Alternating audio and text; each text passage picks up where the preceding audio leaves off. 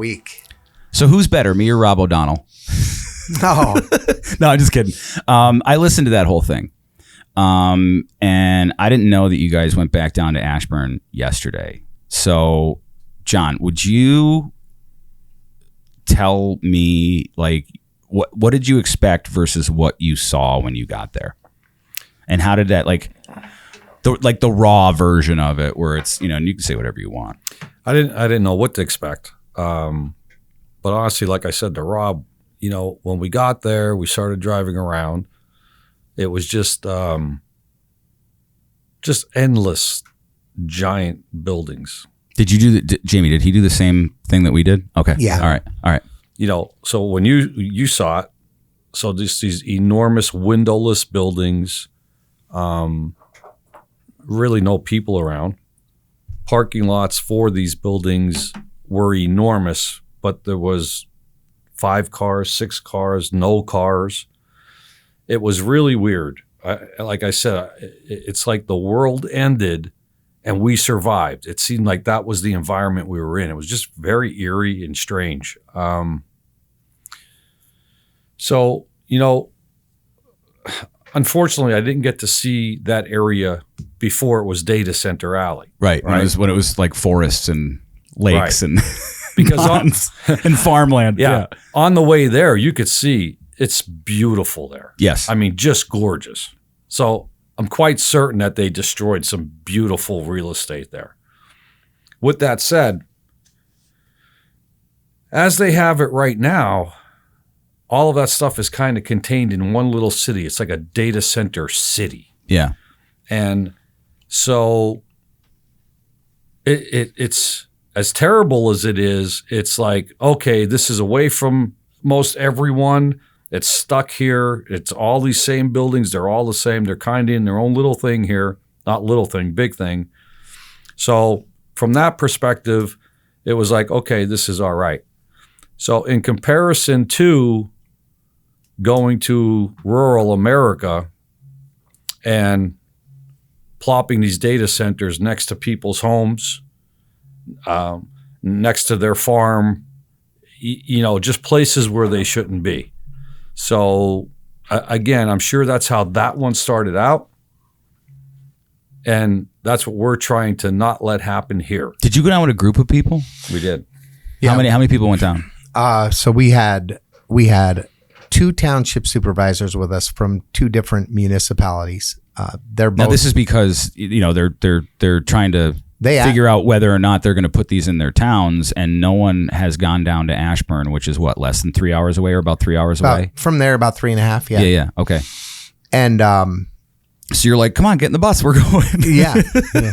And we threw this together like literally in the last week, and we're like, because the pressure, the temperature's turning up with every single day that goes by. So they're talking about, well, how far should our setbacks be? Well, when you don't stand next to a 60, 70 foot tall building that's 5 football fields long, yeah, you might consider that 200 feet away from that building is ample.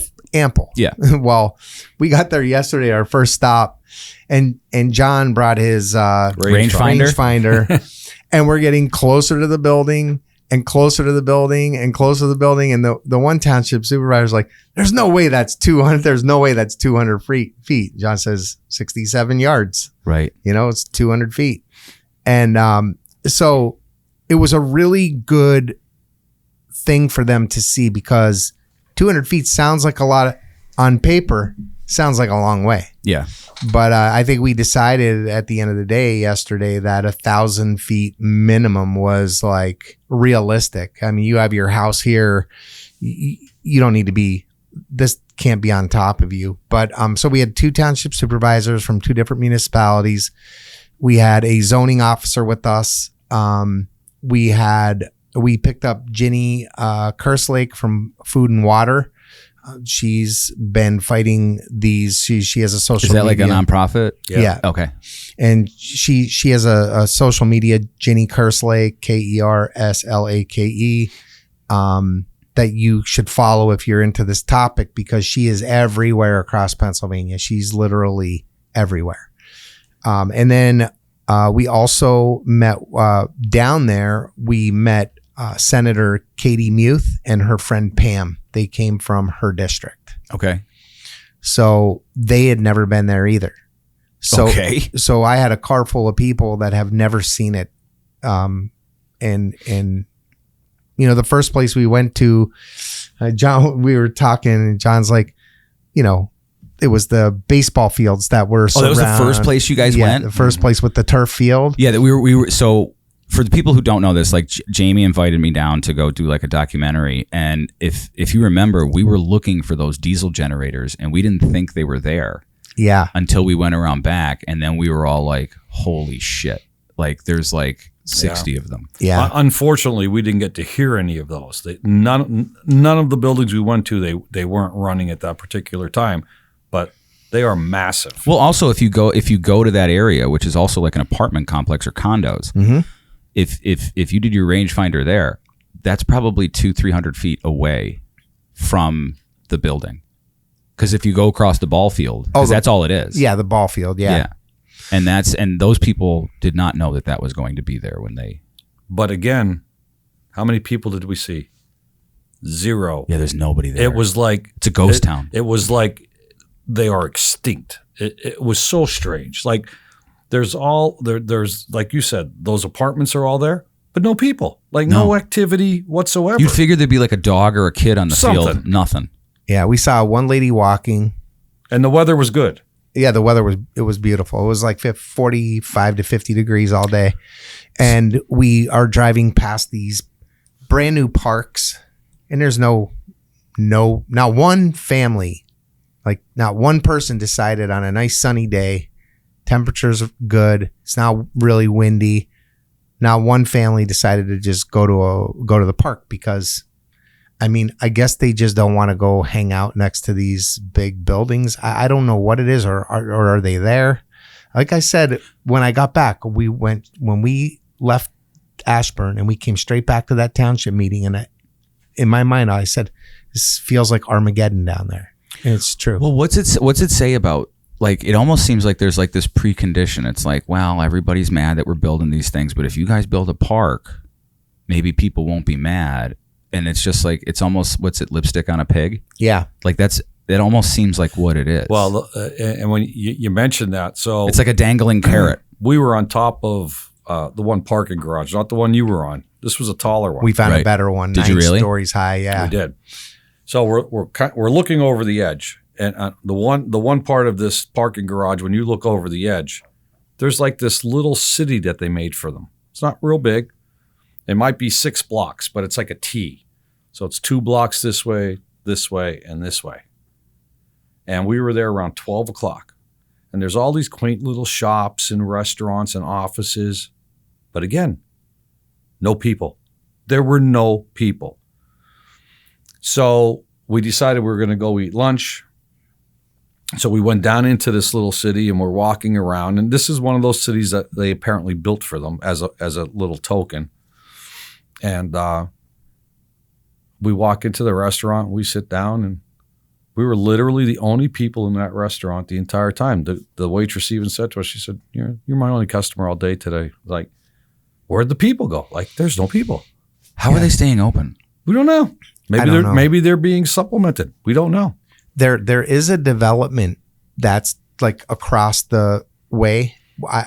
We should have drove through there, but we were trying to hit so many stops and we were running out of daylight and running out of time. So, and you know, but there was a development across the street that it's like, is this another like 15-minute city? Remember the 15-minute city we were in? Yeah. I didn't even talk to John about the 15-minute city we were in down there. That was scary. It was scary. But it's like, do these people just only people that live in that development come across the street and go to this place like after hours on weekends? And the waitress did say to us, she goes, it is Monday and we're a little slower on Mondays, but one table for lunch. Yeah. For lunch. Why are you even open for lunch then? Yeah. Like the owner should be like, we're not really too busy at lunchtime. And maybe we'll bring everybody in at 4 o'clock. The food was terrific.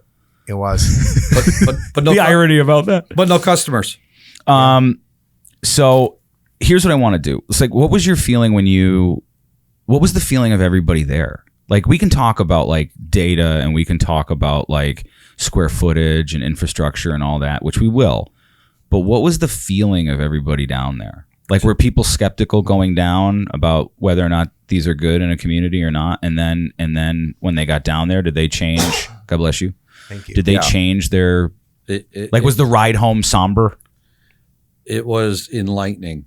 So I think no one knew what to expect going down except for Jamie because he was there before.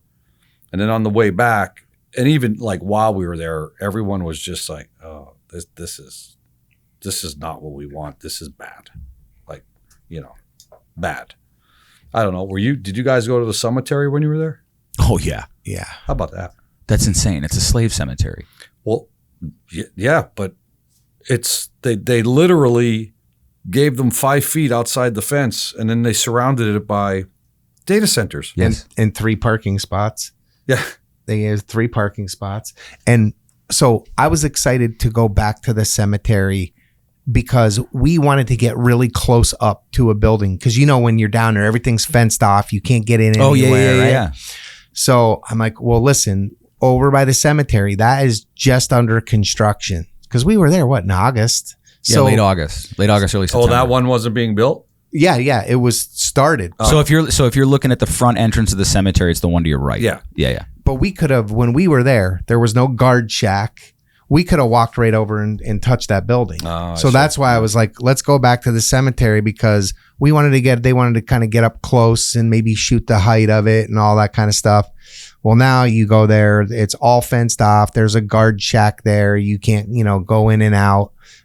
Which means they put all this together in like 3 months. Oh, the diesel generators were installed. They were just putting the finishing touches on it. Wow. It was crazy. It's wild. So, okay. So I'd like to talk about here, and we can relate all that back. So I just want to let people know this is one of those things that like politics is really divisive in this country right now, but it seems like the data centers is one of those like 80-20 issues where most people are like, we don't want them. And I don't know why this is happening the way it is, but the proposals in NEPA, over 100 buildings are proposed in Lackawanna and Luzerne County. With dozens with campuses along I-81. Examples of this are Project Gravity in Archbald, which is 6 to 7 buildings, approximately 1.6 to 2 miles square. They're going to use the water from Lake Scranton via Pennsylvania American Water. You have Project Hazelnut, North Point, which is 15 buildings in Hazel Township. The Amazon Salem Falls building, Jessup, Schuylkill. And you could find these maps at padatacenterproposals.com. What are these things? What are these data centers? What is in them as best as you know? Why build them? So let's go with the basics. So we'll start off with the basics, and then we'll get into the conspiracies as we always do. The right? tinfoil stuff. Yeah. We'll put our hats on. Yeah. But we use data centers for a lot of things. 911, our emergency system runs off of data centers. Extremely important for first responders, important for communications, and so on and so forth. Hospitals, use data centers for medical records and stuff. Yeah, for medical records.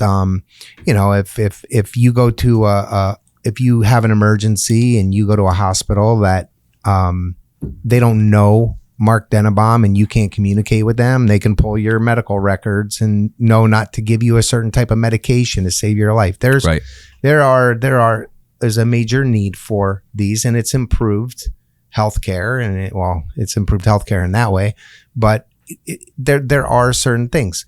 Businesses that work off of a cloud computing system, they have their entire company database, everything that they work in the cloud. And this way I can go to a computer here, or I can go and use somebody's computer in Alaska, and I'm going to be able to access my entire company through this data center. Important stuff. But is there government and defense in there too? Mm-hmm. Government and defense. Obviously it's extremely important for national security.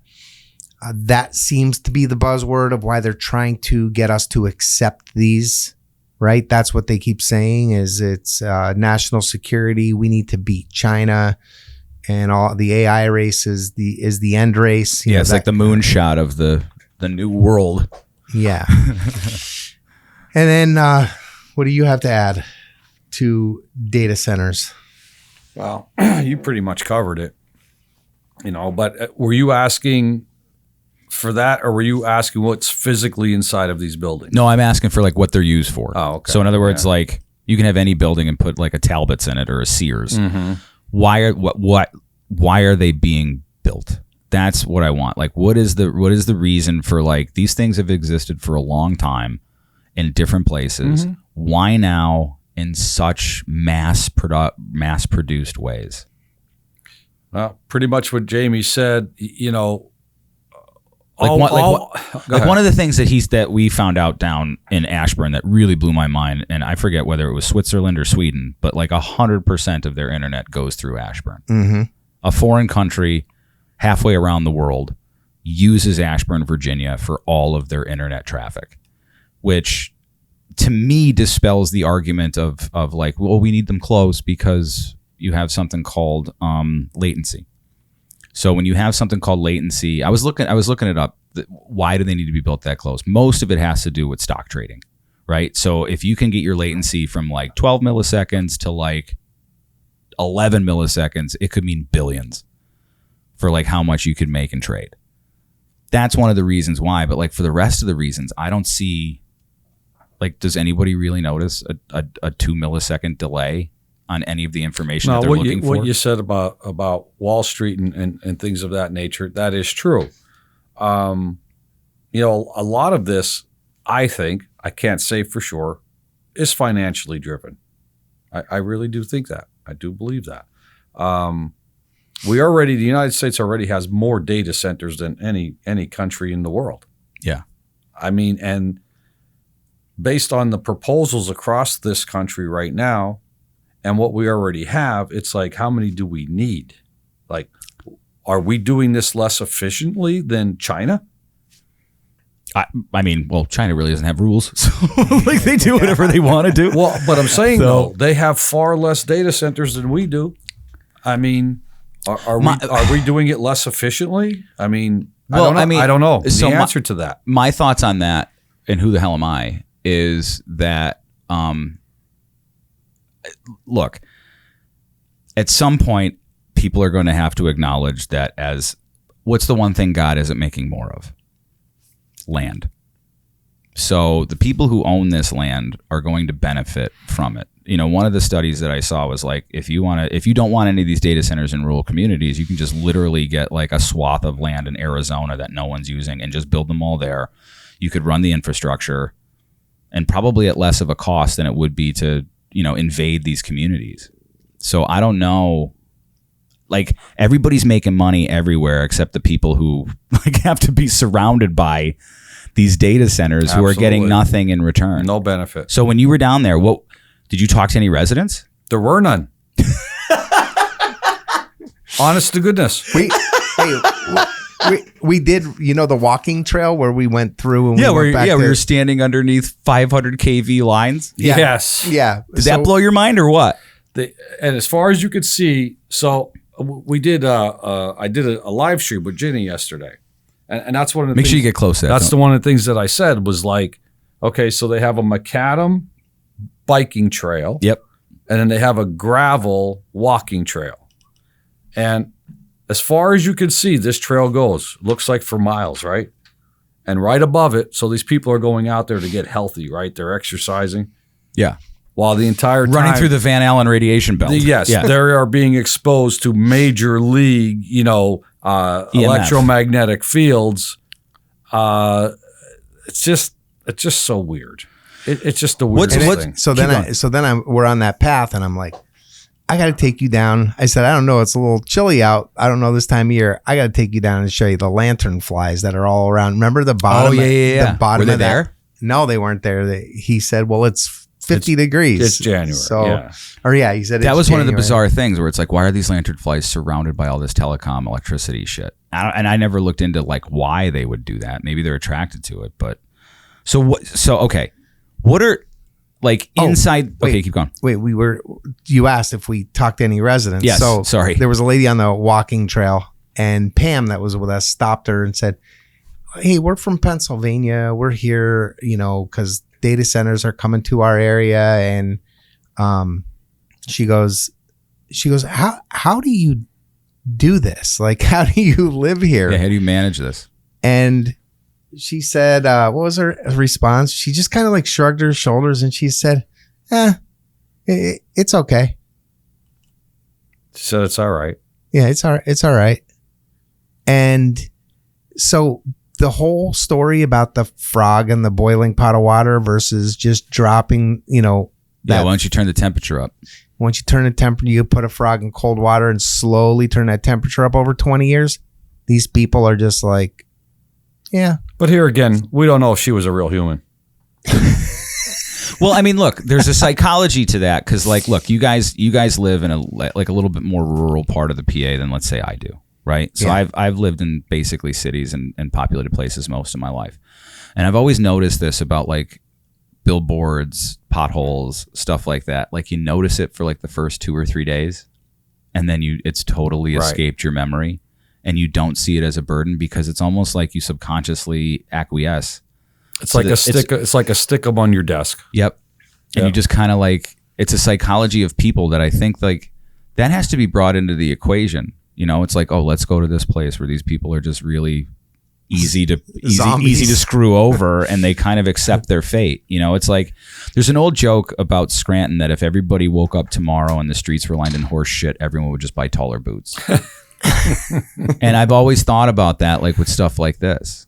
It's like these poor people who feel that they've almost accepted their fate, that they have no control over their destiny. And they don't stand up and they don't say anything to anybody. And look, most people don't want to be the people that are like, I'm causing a ruckus. Right. They want to keep their head down. They want to do the right thing as far as they see it. And they really don't get like the people who are against these data centers or who are for the data centers. The for ones are not very vocal.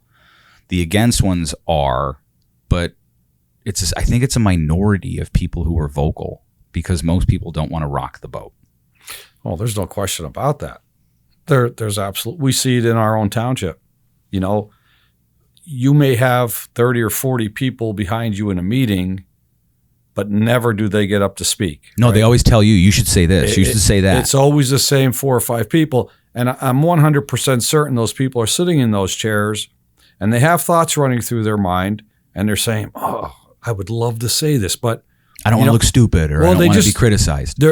Right. And listen, the first time you get up at that podium at any type it's a little terrifying. It's a little terrifying, right? But guess what? After the first time, it gets easier. Second time, third time, 10th time, it's like, yeah, it's pretty good, right? So, but for them to take that first step, it just doesn't seem to happen. And so, yes, some of us have to get up there and speak for everyone. Yeah. Yeah, my mom has this thing that my grandfather taught her, who was like an Irish of like 9 kids. Like there was all like, and they grew up like literally dirt poor, like dirt floor in the house. Mm-hmm. And my mother always had this thing. She goes, "If not me, who?" And there's a lot to be said for those people who stand up for the other people. So I applaud you guys for doing it. And I'm sure you did not want to. This was not on your bucket list of shit that you wanted to deal with. This is not. It's not even remotely was on my list. But the thing is though, like, and this isn't about money. I don't care how much money an entity makes. God bless you. If that's your goal, if that's your drive in life, all the power to you. The problem that I have is when people are getting screwed. Yeah. I don't like, and I don't like, these non-disclosures, right? All this hidden information. It's almost. Wait, who's signing non-disclosures? Who's doing this? Oh, a lot of the township supervisors are doing that. Wait, the elected officials have to sign non-disclosures? I don't know about elected officials, but Oh, they're appointed by the elected officials, right? The township supervisors. So the people who are elected to appoint the township supervisor are signing documents that they themselves can't look at. Some of the supervisors are too. No, the township supervisors are the elected people. Right. So they're signing NDAs. We don't know if they're signing them, if their solicitor is signing them, but it comes to the point where they get handcuffed. Did you hear rumors of non-disclosure agreements? Oh no, they're real. They're real, and in fact, wait. Let me just. Sometimes I have to dumb it down so I understand it. So theoretically, what you're saying is I vote for you to represent me, and some corporation makes you sign an NDA that you therefore cannot talk about a business deal with the area that you were there to represent. Am I understanding this correctly? Right. Does that sound crazy to everyone else? Mm-hmm. It's really crazy. Okay. How do they lock them into these NDAs, and how do they sign them? What would motivate some sort of elected official to be like, yeah, I'll sign this. And I'm not trying to throw anybody under the bus or anything. I'm just curious. The only thing I can think of is that they say, hey, we have an opportunity for your township. It's going to bring millions of dollars in revenue. It's going to help your people. They kind of but we can't tell you who it is and what it's all about until you sign an NDA agreement. And, and then as part of that NDA agreement, there's all kinds of things. We're starting to get our hands on some across the state. How about a CBA? What's that? Community Benefit Agreement. I don't know what that. I just don't know what that is. What is that? You want to explain it, Jamie? Why don't you? Okay. So he talks enough. You got that right. So they'll go into now. This is different than an NDA. Yeah, obviously. So they'll go into a township, and they'll talk to the powers to be, and they'll say to them, okay, look, if we could come to an agreement here, this is what we're going to offer you for your community. And they'll have it structured in maybe 3 payments. And the first payment might be for the approval of the application, maybe $500,000. That goes directly to the township. Then the next payment will be for another step in the application procedure. And that might be $1.5 million. Okay. And then there'll be a final payment. I mean, some of these things are $4-5 million for these small townships. That's a big chunk of money for them. It's a big chunk of money. So now they start thinking, think of the stuff we could do with this money. The money's real. I mean, make no mistake about it. Townships that are limited on funds, that money and the taxes from those businesses, if they were to come, would be a great help. But here's part of the problem with the taxes. Most of them won't come in without a 10-year tax abatement, right? Which means you don't get a nickel for 10 years. For alerta. Well, yeah. It's structured. Okay. But you won't get the full benefit of the taxes till after 10 years. Now, I know where this is going. Okay, keep going. Here's the problem. Let's just say in 10 years, technology advances to a point where these types of data centers are no longer required. I mean, it could happen. It may happen. I think it's called Moore's Law or something like that, where every 18 months technology doubles. Mm-hmm. So hard drive space, GPUs, CPUs, all those things. Yeah. Okay. Right. So these things could literally disappear before you realize any real benefit from the taxes. And so it's a bad deal. And so it's just that upfront money that some of these municipalities are getting offered. And, they call it community benefit. It's almost like, a bribery. And the biggest problem seems that way. Yeah. The biggest problem with it is it's not a cooperative effort between the citizens and the supervisors, right? Let's bring it to a vote. Let's discuss this. Let's talk about it. It's not like that. It's 3 men who are being advised by a solicitor as to what to do. That's the problem. And solicitors actually do have a lot of control over situations because they instill fear in the elected officials, because the elected official doesn't have a law degree and has no idea what they can and cannot do. So what they do is they take the position of, I'm going to trust my solicitor on this one. Well, let's just take, for example, take a township that has a total budget for a year of less than $400,000, right? Mm-hmm. Are there townships around here with those budgets? Yeah. Oh, okay. Yeah. And somebody comes in with $6 million. Yeah. Well, of course. Okay. Well, here's the thing. What do you think the typical responsibilities of those 3 supervisors are on a normal basis? In what way? Like what their duties are? Yeah. Make sure the potholes are patched. Make sure the roads are plowed. Yep. Try to squeak through the year to, stay within the money that's there. Yeah, live within their means. Live within their means, right? So not very taxing stuff, right? Then all of a sudden, they're hit with lawyers in suits and politicians, and all the stuff is hitting them all at once. Most of these guys, their level of expertise, their education, their what they've done for a living their whole life doesn't prepare them for this, right? Absolutely. Yep. So now it's like, I'm nervous, right? Sure. That's a normal reaction. Yep. Okay, so now sitting next to us is a man with a law degree, right? An educated man. So it's going to be like, okay, I'm not going to say anything until he tells me when to say it and what to say. So now that one man has total dominion over them. Correct. Yep. Correct. So what happens is these developers know this. They know they only have to get to one person and convince that person their job is done, because now that person is going to control that board of supervisors and guide them as to why we should do this and why we should do that.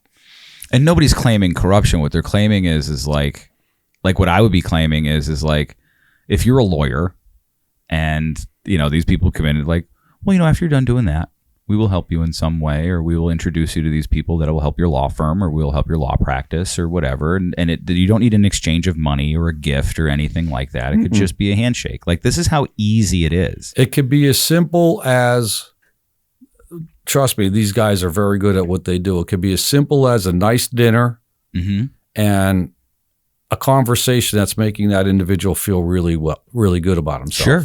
Right? Sure. It could be that simple. Yeah, the crazy thing about when people think about corruption is they think it's in the millions and the tens of millions of dollars. Like, sometimes it's literally a dinner at Ruth Chris. That's that right. easy. It's that easy with certain people. Yeah, not everybody, but like that should not be allowed.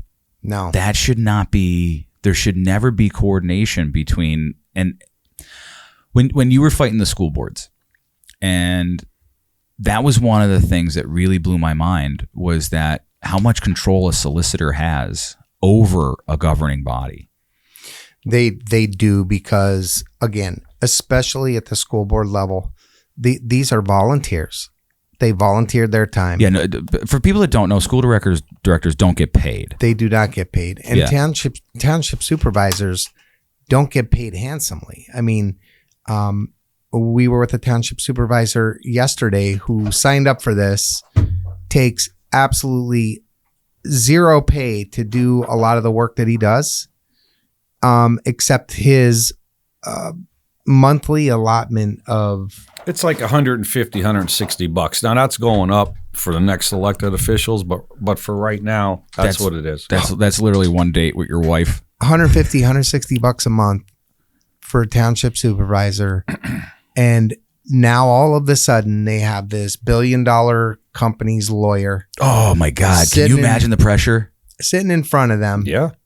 And all they signed up for was they wanted to be a good steward of their township. I want to help my friends and my people and my neighbors. They want to make sure the roads are safe and the ice, and make sure that it's not icy so someone doesn't get in a wreck in the morning on the way to work. They want to, they didn't sign up for this all of a sudden, right? And so now, And they can't resign. no, Yeah. Oh, they could. Yeah, but nobody wants to be the one who's like, I'm going to resign. Well, Like actually, ego gets in the way a lot of It did happen down in Salem, didn't it, Jamie? Didn't somebody resign down there recently? mm-hmm. Yeah. So And that was a little bit of a different situation. He had purchased a property outside of the township and was moving. So he couldn't represent them he anymore. couldn't represent them anymore. Yeah. Wonder why he was moving. Well, I mean, we don't have to look that far. Couth. Yeah.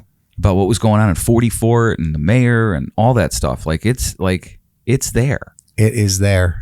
If you just peel your eyes back and watch closely to what's going on. But back to the school boards, you know, they're volunteer positions. They a lot of them don't have law degrees. A lot of them are just community members that want to make sure that they're helping. I mean, they're donating their time, and it's more time than people think.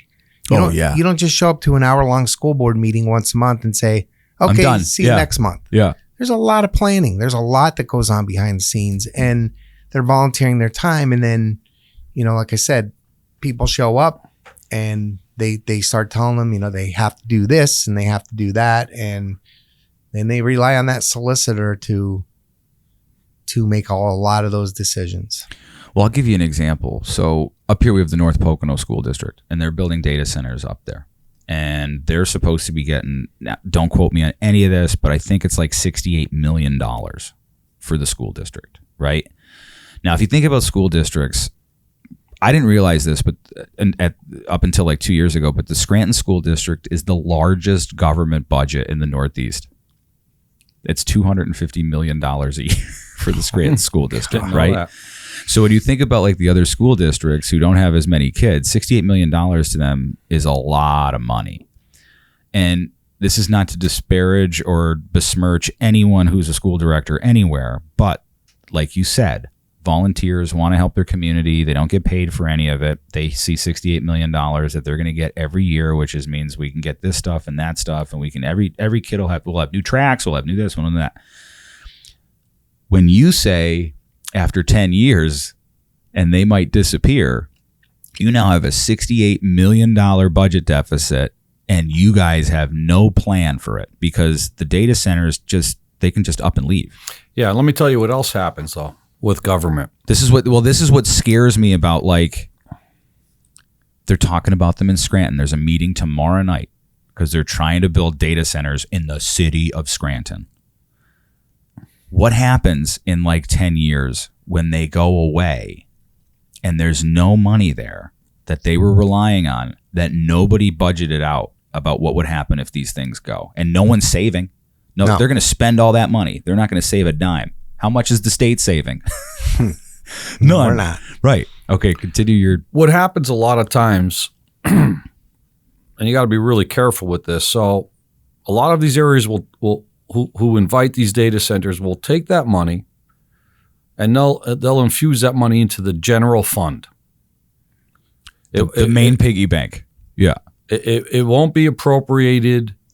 Like before they take a nickel, they should appropriate, okay, this is where this money is going to be utilized. They don't do that, a lot of them. Yeah, we can rebuild our bridges for the next 30 years. They're not doing that. They're not going to do whatever that. We're going to do. This is I'm not saying they won't. I just don't have faith that they will. Right. Yeah. So what happens with government, when money goes into a general fund, more often than not, it's squandered. Yep. And that's what would happen. Yeah. The county needs a jet. Yeah. You'd be surprised what they would need. All right, let's get into like what's in these things. So what is in the data centers? Is it like hardware wise? So the research I did basically says that there's like these bays that you can like lease out or rent out that have hard drives, GPUs for AI or other things. So like let's say like Amazon's building big ones, but let's not use Amazon. Let's use like a local tech company who's like, oh, we offer services to these businesses. We're going to rent like a bay in the data center that we can tell our clients that they're entirely reliable. and their services should never go down 99.99% of the time.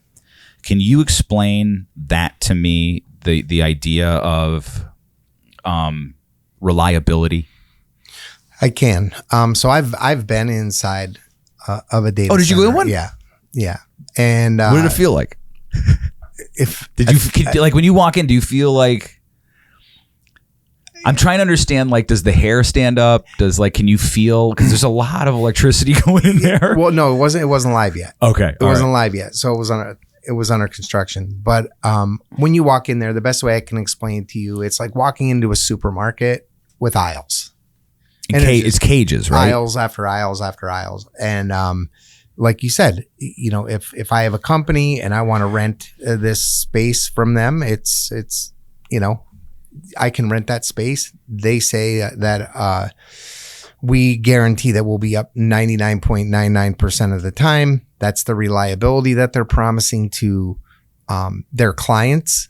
And so if I have a business in California and I have a data center that's housing, because I get it at a better rate, because it might be more expensive. It's like housing, right? Sure. I can rent a data center space in northeastern Pennsylvania for pennies on the dollar versus the ones in California. Yeah. Right. So it's just like real estate. And I guarantee you 99.99% of the time, because they can't guarantee 100%, right? You can't do that. And this way, if you're in California and you're not going to have reliability issues with your business. It's not going to hurt your business in any way. So the downside of that is everybody that lives in the community, if there's a water crisis, a electric outage, the priority in that community that has that data center, they don't get the priority of the electricity or the water or anything like that. The data center is going to get it over the people that live there. So let's put this in terms that are easily relatable. So right up the street, we have a town called, let's say, Oliphant, right? Well, we're not going to just let's say that. That's the name of the town. Okay. If they built a data center in Oliphant, and I don't really know the population of Oliphant, it's probably like maybe 6, 7, 8,000, right? If something happens up there with the electricity, because the data center usage is equivalent to what? Do you know the number? Like how many households the data center is equivalent to? I've heard 50,000 homes. 50,000 homes. One data center can supply energy to 50,000 homes. Okay, well, let's use that as the example. Yeah. Let's just say that that's correct. So if anything happens in that town, electricity-wise, power-wise, it's safe to say that there will be a circumstance where everyone loses power except for the data center. Or if you're in that grid circuit, it's not so much the town; it's the grid. Yeah. Okay, so explain the grids to me. Well, it's like if you can. I know you don't work for PP&L. So, you know about the PJM, Pennsylvania, Jersey, Maryland? No. That whole thing. They're like the wholesaler of electricity. You're close to that too. They're like the wholesaler of electricity, right? So they generate power. Well, they kind of they're the Wizard of Oz. They're the one who says who gets power, what, where, and how much. How we distribute it. Right. Okay. So PPL and companies like that, who are all part of this network, they'll bid on electricity. So there's a difference between power generation and power distribution, correct? Yes. Okay, keep going. And so all of this energy goes into the grid. What the grid is, I can't exactly tell you. So it's Tron. Yeah. So if there's an issue in the grid, for example, because this energy is shared all over the place. It's not just like, okay, it's Scranton or it's Hazleton or whatever. This energy is shared everywhere. And if there's a shortage, if there happens to be a shortage because, and that's what they're talking about now, we're not producing enough energy in this country. but we're promising a lot of energy to all of these different places. So if it continues on the path that it's on, if we don't start producing energy, or we don't require the data centers to put their own site-specific energy producing facility next to it, Right. we're going to start realizing shortages. So now picture a very, very hot day in the summer, 95 degrees, everyone's running their air conditioning.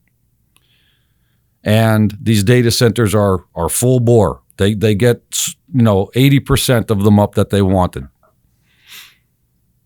When there's not enough electricity to go around, those data centers have to stay online. They're priority, which means mom and pop homeowner, they may have no lights. Could be a blackout. Small businesses, Stuff like that. Hospitals will stay on, data centers will stay on, the rest of us won't. And maybe summertime is a bad example. Let's go wintertime. Sure. When it's in the teens. When people really do need heat. Electric heat, yeah. Right? Yeah. Any kind of heat. Yep. Electricity is part of any kind of heat. Yep. Mostly any kind of heat. Now that becomes a real problem. So, because if you can't blow the air in your furnace, you're going to freeze. And let's say it's for By 10, the way, 10 hours. On the global warming thing, more people die from cold than they do from heat. So, right. Yeah. The winter's more dangerous for people without any environmental controls. So, so that's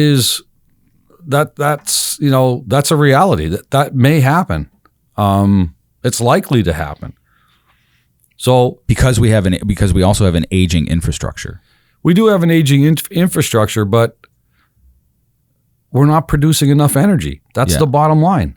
And any expert will tell you the same thing. We are not producing enough energy here in this country. So no matter what anybody says about anything, there's literally not enough. Let's use gasoline. There's not enough gasoline to go around to power the car if we build all these places. Right. Because the fuel's not there, right? Am I saying this right, John? Know. You're shaking your head. I don't know. I'm just trying to use electricity is such a weird thing because no one understands how it's like made or stored. Mm-hmm. So gasoline is like an easy one to understand. Yeah, but I don't know about that. But like I said, if they don't start building new power plants, and then that brings in a whole other thing, like people don't want power plants. You know what I mean? But if you're going to put all of these data centers in, you have to produce the electricity. That's the bottom line. Are they doing anything? I mean, Trump did that thing today that I sent you, or yesterday, where he basically said that he's going to make sure that like the tech companies have to build their own power plants. Yeah, I read that, what you sent to me. It needs to happen quickly. And we're already experiencing levels. I just, right before I went on the Rob O'Donnell show, I got a message from somebody. She's like, my electric bill's double from last month. Like we're headed towards a cliff here. And, we just got out of this regional greenhouse gas initiative in Harrisburg. So that's going to loosen regulations a little bit to get to allow us, because we haven't been able to produce any new energy since 2019. That's when Tom Wolf got into the regional greenhouse gas initiative, and so did Maryland, and so did Virginia. And so we're supplying neighboring states with their power, and we don't even have enough power. That's true. Yeah. That's very true. That's true. So the state of Pennsylvania is supplying Virginia and Maryland with power. Mm-hmm. Jersey. Really? Yeah, because they don't want to produce energy. Why are we not driving around in Ferraris?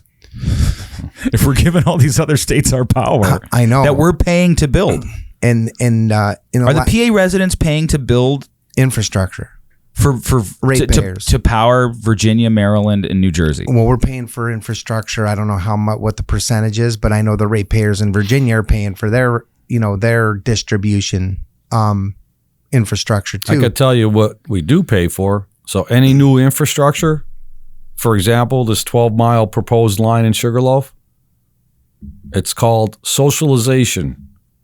All of the ratepayers will pay for that line, not the end user, all the ratepayers. So everyone who has a house, anyone who has a business, anyone who pays a bill to PPL, they're paying for that line if it happens. And there's going to be some sort of thing on the bill that says, or they'll hide it. No, it's there.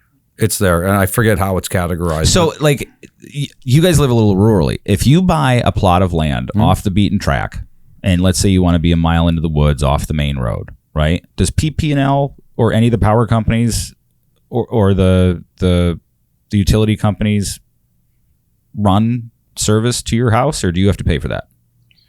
I can talk from my brother's perspective when he built his home. Now this was 20 years ago.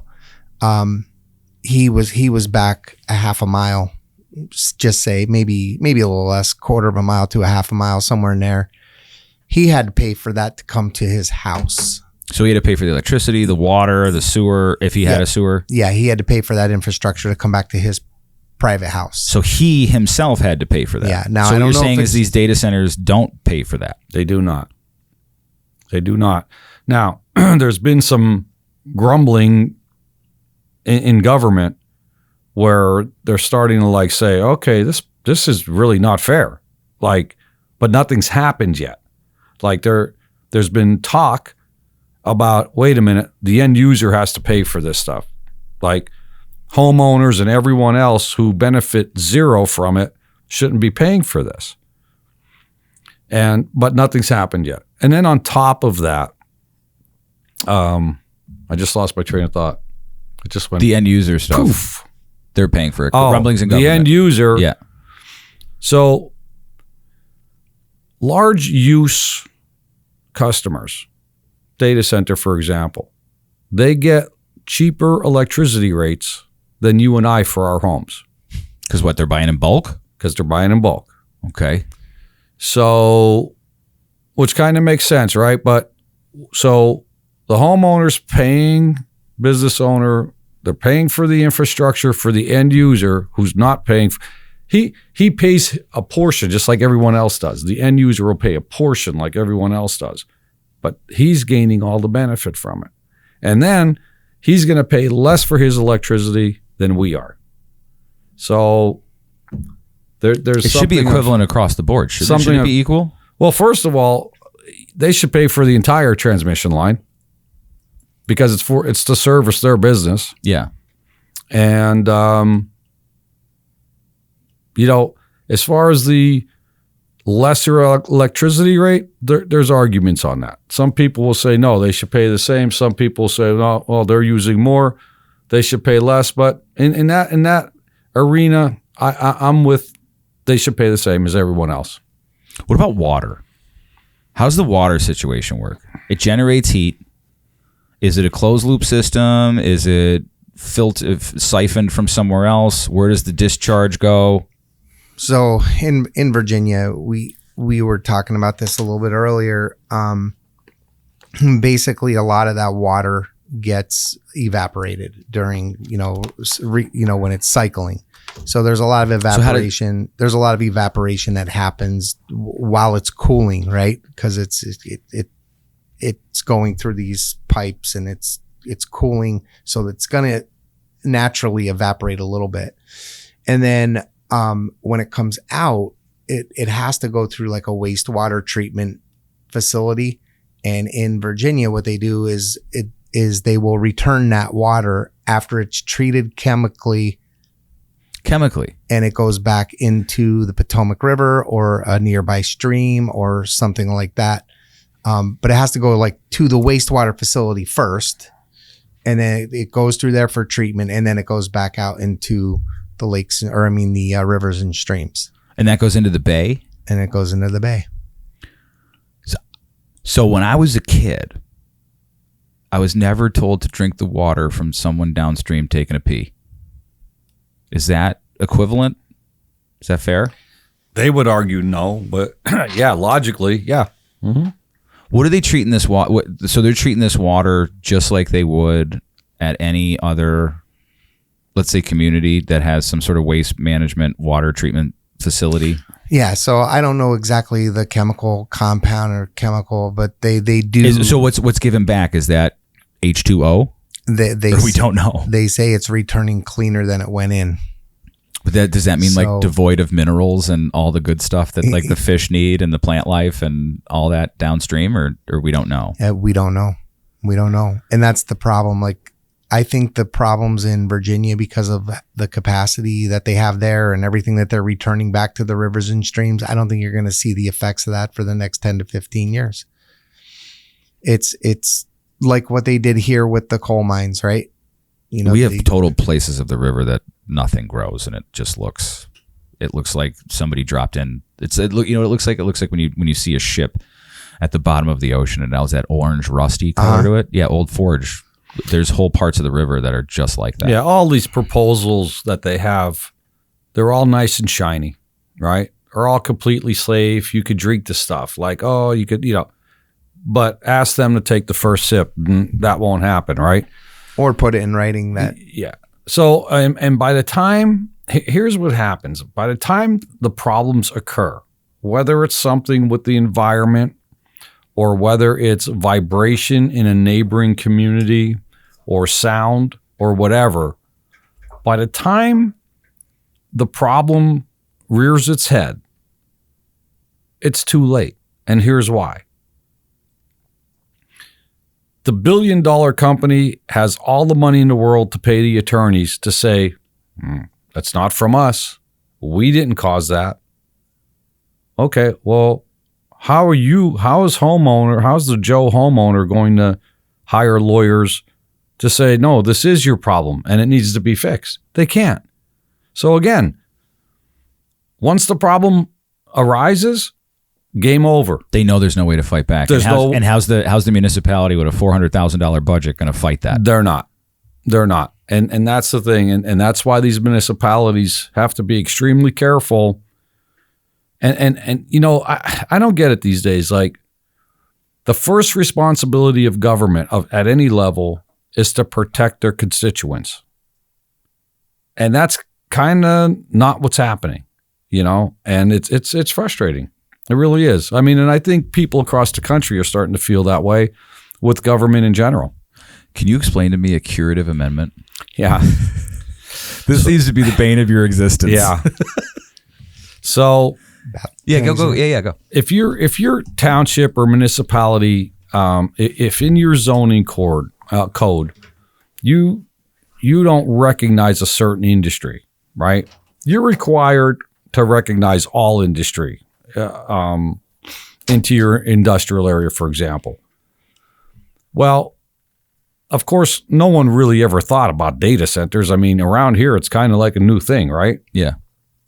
So almost no municipality has a data center ordinance in place. So what is it under right now? Like what would be the zoning ordinance that it would be under? So like in other words, commercial, industrial, like what would it be? Well, in our case, it's industrial, right? Okay. I don't think so. They consider data centers industrial. Yeah, it's hard to get that answer, particularly if it's light industrial or heavy industrial. It's hard to get that answer, but yeah, it's not. It wouldn't be allowed to go like where a mall is, right? But so a developer will come along, and he'll select a township where he wants to put this data center, and if their zoning code does not have an ordinance in there for data centers, they'll hire a law firm, and the law firm will hit the township or whatever with what's called a curative amendment. And that's designed to force that particular township to generate an ordinance so that they could be accepted and put an application in to put this data center up. The curative amendment will have certain language in there that is solely the developers and their representation. It's solely their perception of what that ordinance should look like. Like their interpretation of it. Okay. Which is always obviously their side. Yeah, benefits them. Yeah. So then you're kind of in a position where a municipality has to make a decision. They could either accept it and try to work out a deal where, okay, we're going to give you some input, you give us some input, and they try to work to a common agreement. Or they could decline it, and it kind of goes to the county court. And then the court could decide whether this curative amendment is fair or it's not, or the court could say to the two parties, we'd like you to kind of work this out. So if you deny it, the developer can sue. Yes. To get it in court to force you. Yes. Okay, keep going. Yep. So, that's basically it. That's the short version of it. So if the two sides can't decide, a court could rule that the curative amendment stands. Or he could rule that, okay, we're going to meet a middle ground here. I like some of the stuff the township has. I like some of the stuff the developer has. We're going to find a middle ground. Or he could say, look, this township is well within the law. It's not asking for anything unreasonable. Their ordinance is good.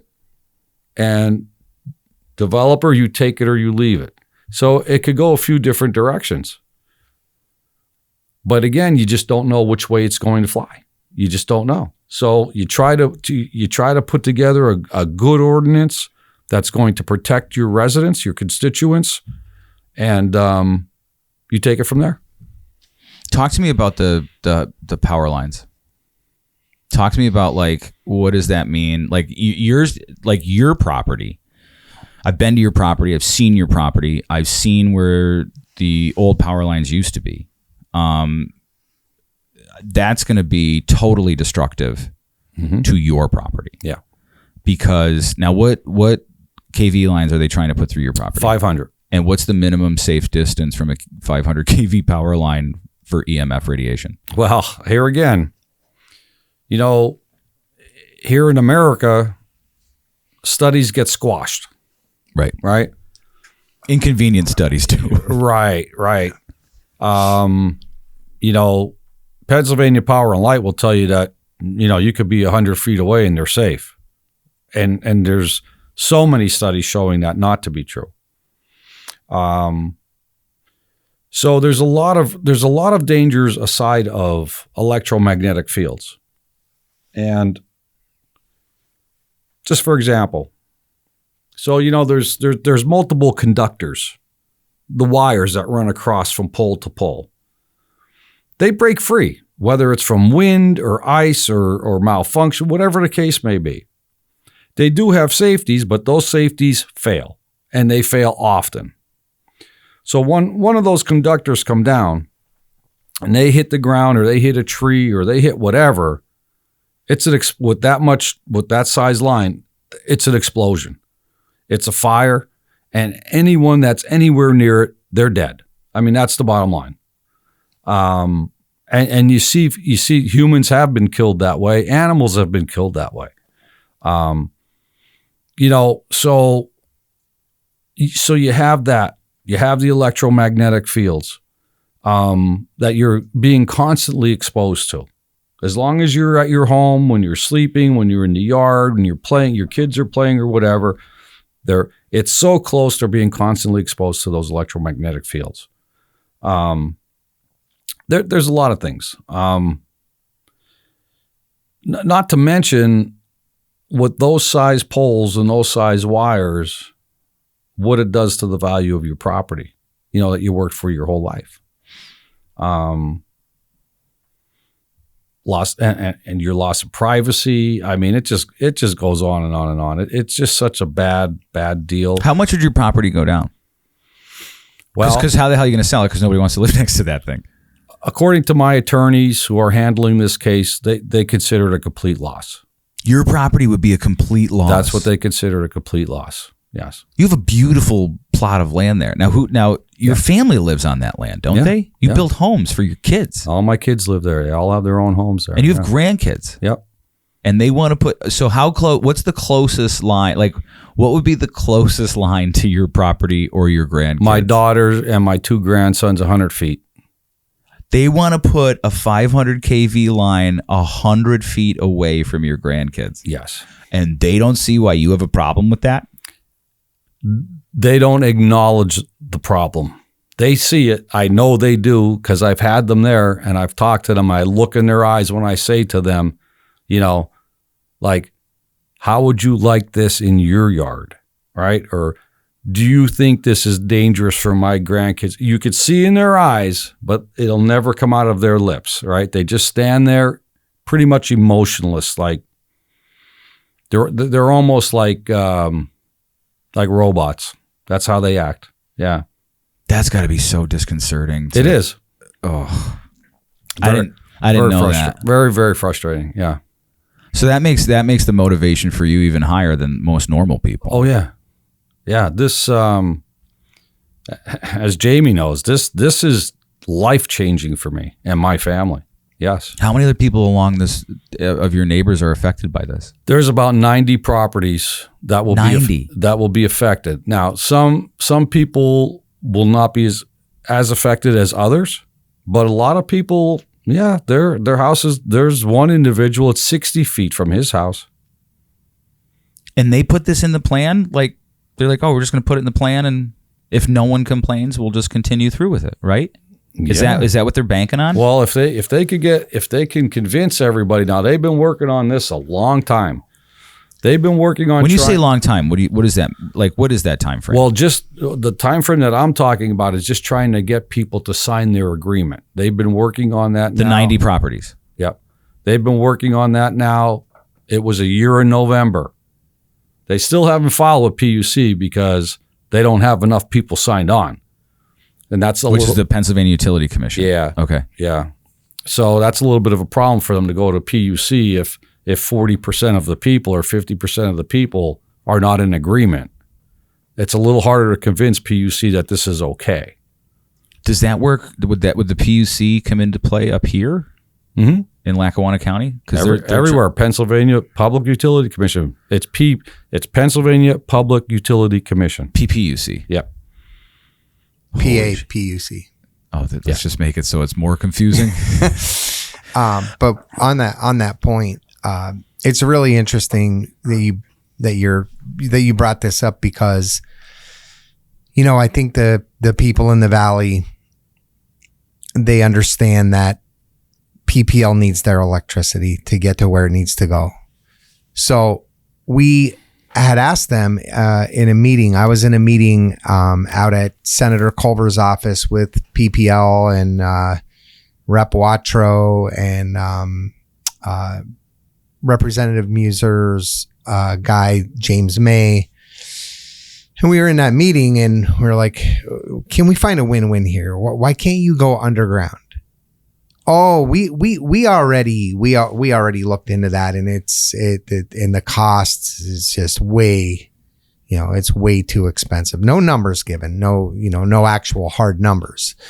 And James asked them, well, can you get us a difference? Like James was trying to help and saying, look, if we could save the community, maybe we could get some kind of help from the federal government, since this is kind of a different situation that PPL is dealing with.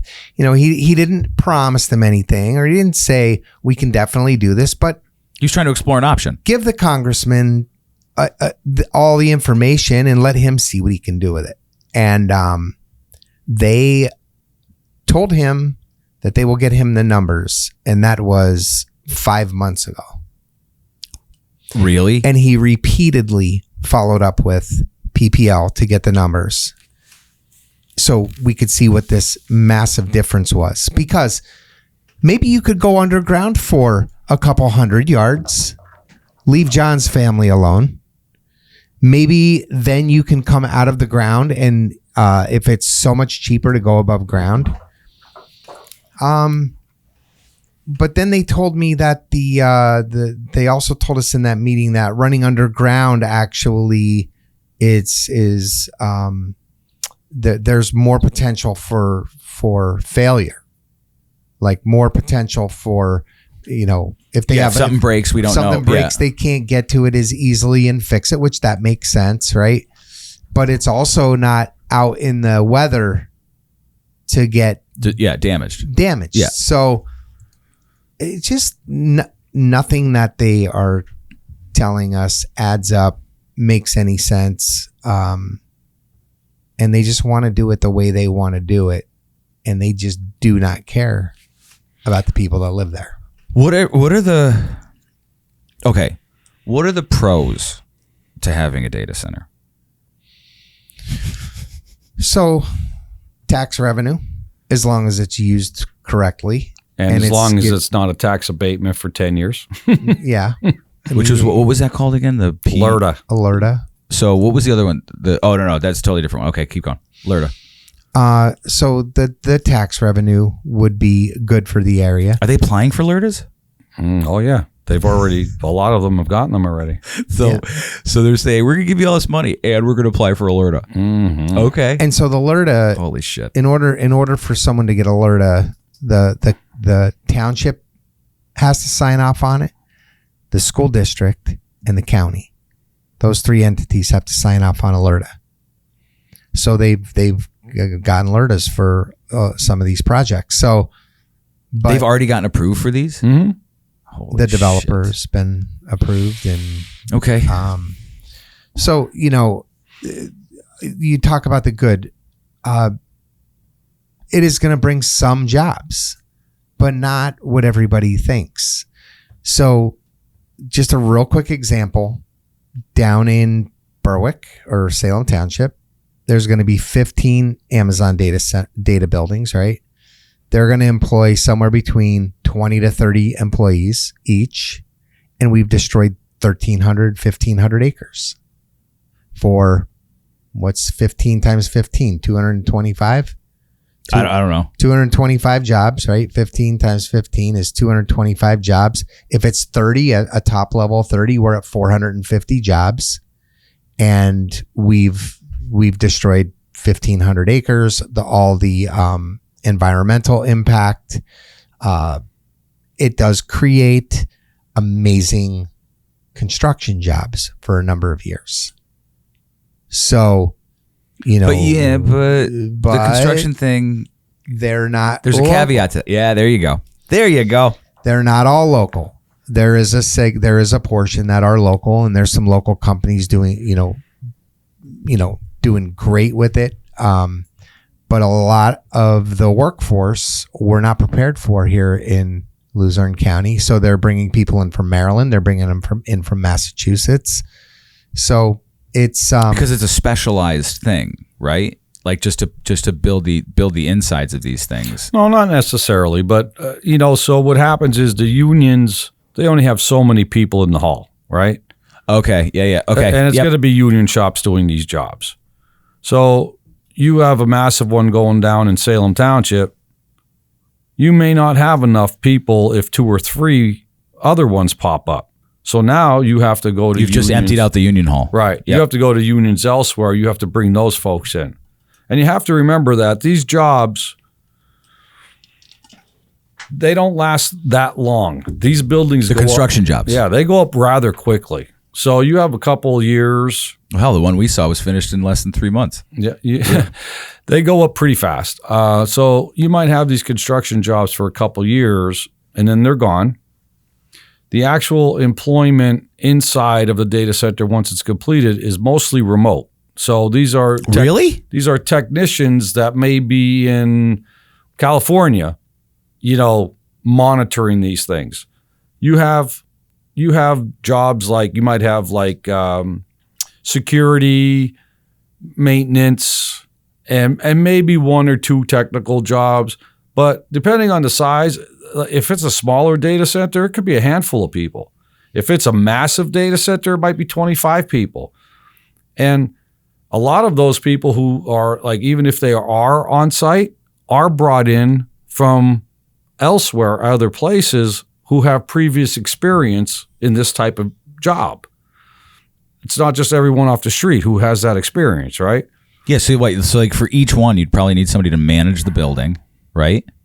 I mean, that would make sense, right? I don't know because we can't really get much information, but all I can tell you is that one of the things when we were down in Virginia that we didn't, because again we were so kind of new at trying to figure out what is going on here. So it was like walking in the middle of Iceland. You're just like, oh, This is something I've never seen before in my life. Like Yes. there's an awe to it. Yes. And not in a positive way. And so we were on a different mission when we went down there. We wanted to see as many sites as we could. We wanted to get as much video as we could. We had Vicky with us. Yeah. We had a great couple of days there.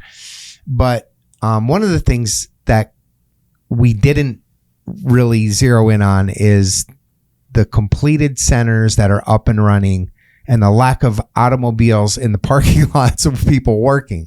Well, didn't Vicky say that? Well, because she goes, I don't want to do her voice. She goes, look at the parking lots. There's nobody in the parking lots. Like you have 30 spots and there's 2 cars. Yeah. That's exactly how it was this time. Yeah. I mean, and then I asked her, I said, who are these people? And they're mostly immigrants that come over from, and she said specifically India. Yeah. Yeah. So we're offshoring the jobs for these data centers because we're importing workers who can work on these things. And that's not like to disparage the Indian community or anybody, but that's just the truth of what's happening. So it's not like, and who knows, probably, I'm saying this, but maybe a lot of these remote jobs are not in this country. And they're in India. Yeah, it seems like across the board, there's a lot of, it seems like a magician's trick. Yeah. It seems like they're trying a sleight of hand for a lot of money. For a lot of money. Well, if you notice, when the politicians are touting these things, what are they saying? We're going to invest $90 billion, right? Yeah. It's always, we're going to invest this much money. Okay. What are you investing? You're investing in a structure and the contents of that structure. Why is that a big deal? Like, how's that helping us? How's that helping the ordinary Joe? Yeah, that's like Old Navy saying we're going to invest in all of these things for our shelves, and you're like, who gives a shit? Right? Who cares? Who gives a shit about the shelves that you're putting in there? Yeah. But that's what they're boasting, and all these jobs, right? But they never clarify that they're construction jobs and that they will dissolve Upon completion. And then what's left is what's left. Yeah. And again, 90%, 95%, I would say, of the people will not benefit from this whatsoever. Not directly. So I asked you about the pros economically. What are the cons? Okay. We don't know all the cons yet. So to start, I'll start with the meat and potatoes of it. So where they're trying to put these things is destroying, like where they're trying to put them around here, is destroying our farmlands and our wilderness. Isn't that protected in our state constitution? Isn't that supposed to be protected in our state constitution? It's supposed to be. Okay, keep But going. it That's why I just want to remind everybody. See, the Pennsylvania Constitution is very strong in that area. Yeah. But doesn't seem to be anyone really enforcing it. Because everything's so secretive, we don't know what the environmental impacts will be.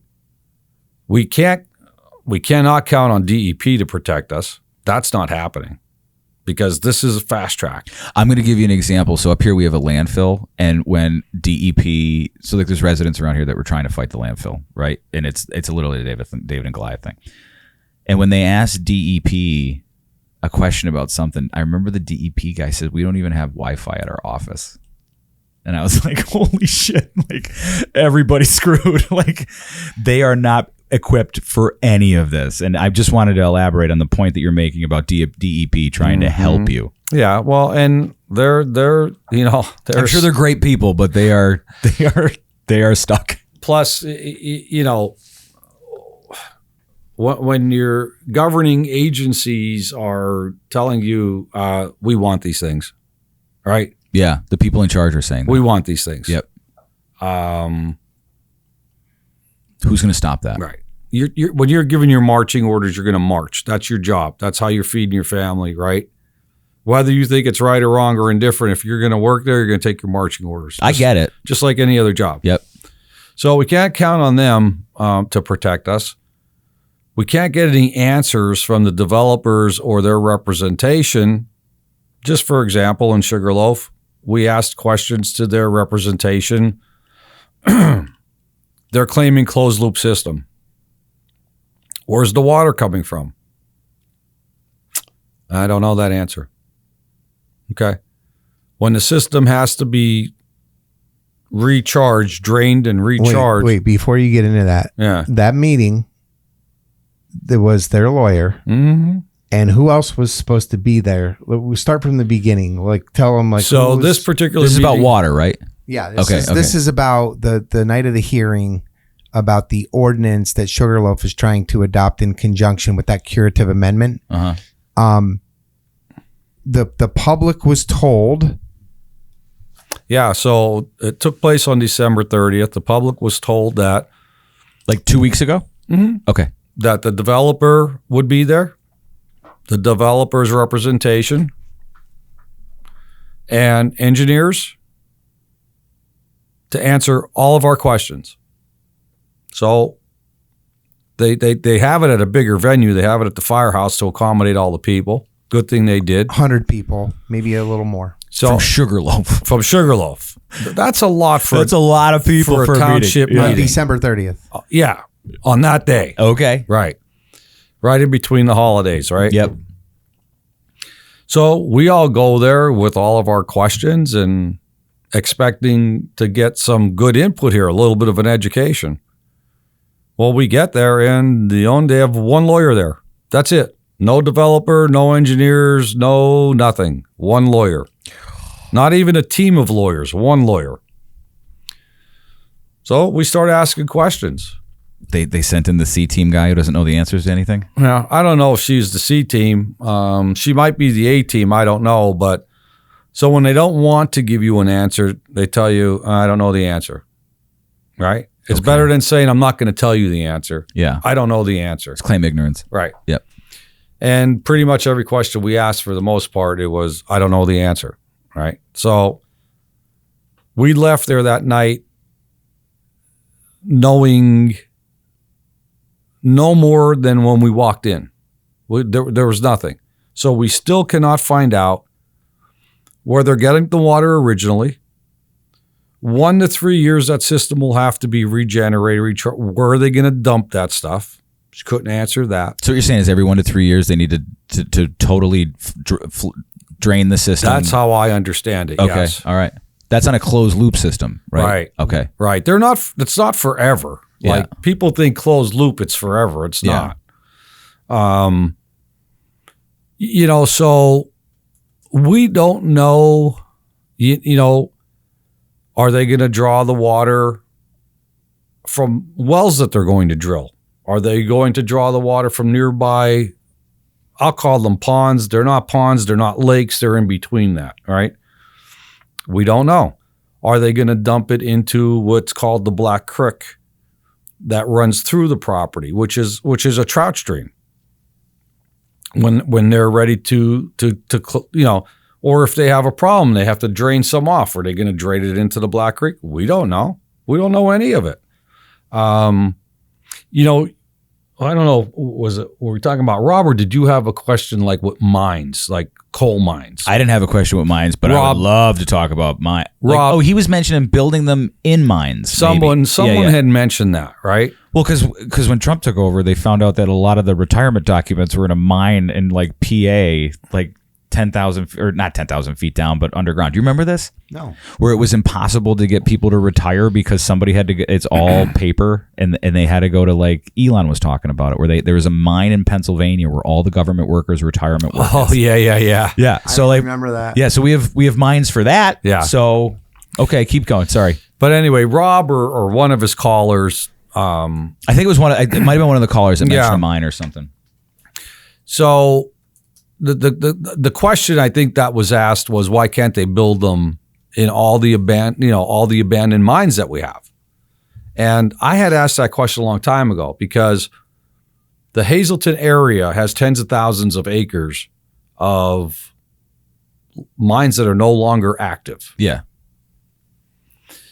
And I had asked the question, to a very high-ranking official, politician, assistant, why are you trying to stick these by people's houses? We have all of this abandoned mine land. It's barren, and you could look as far as you can see, and there's no houses anywhere. Why don't you put them there? Well, we're worried about structural, because they it was mined, and we're concerned about that. But we are looking into it.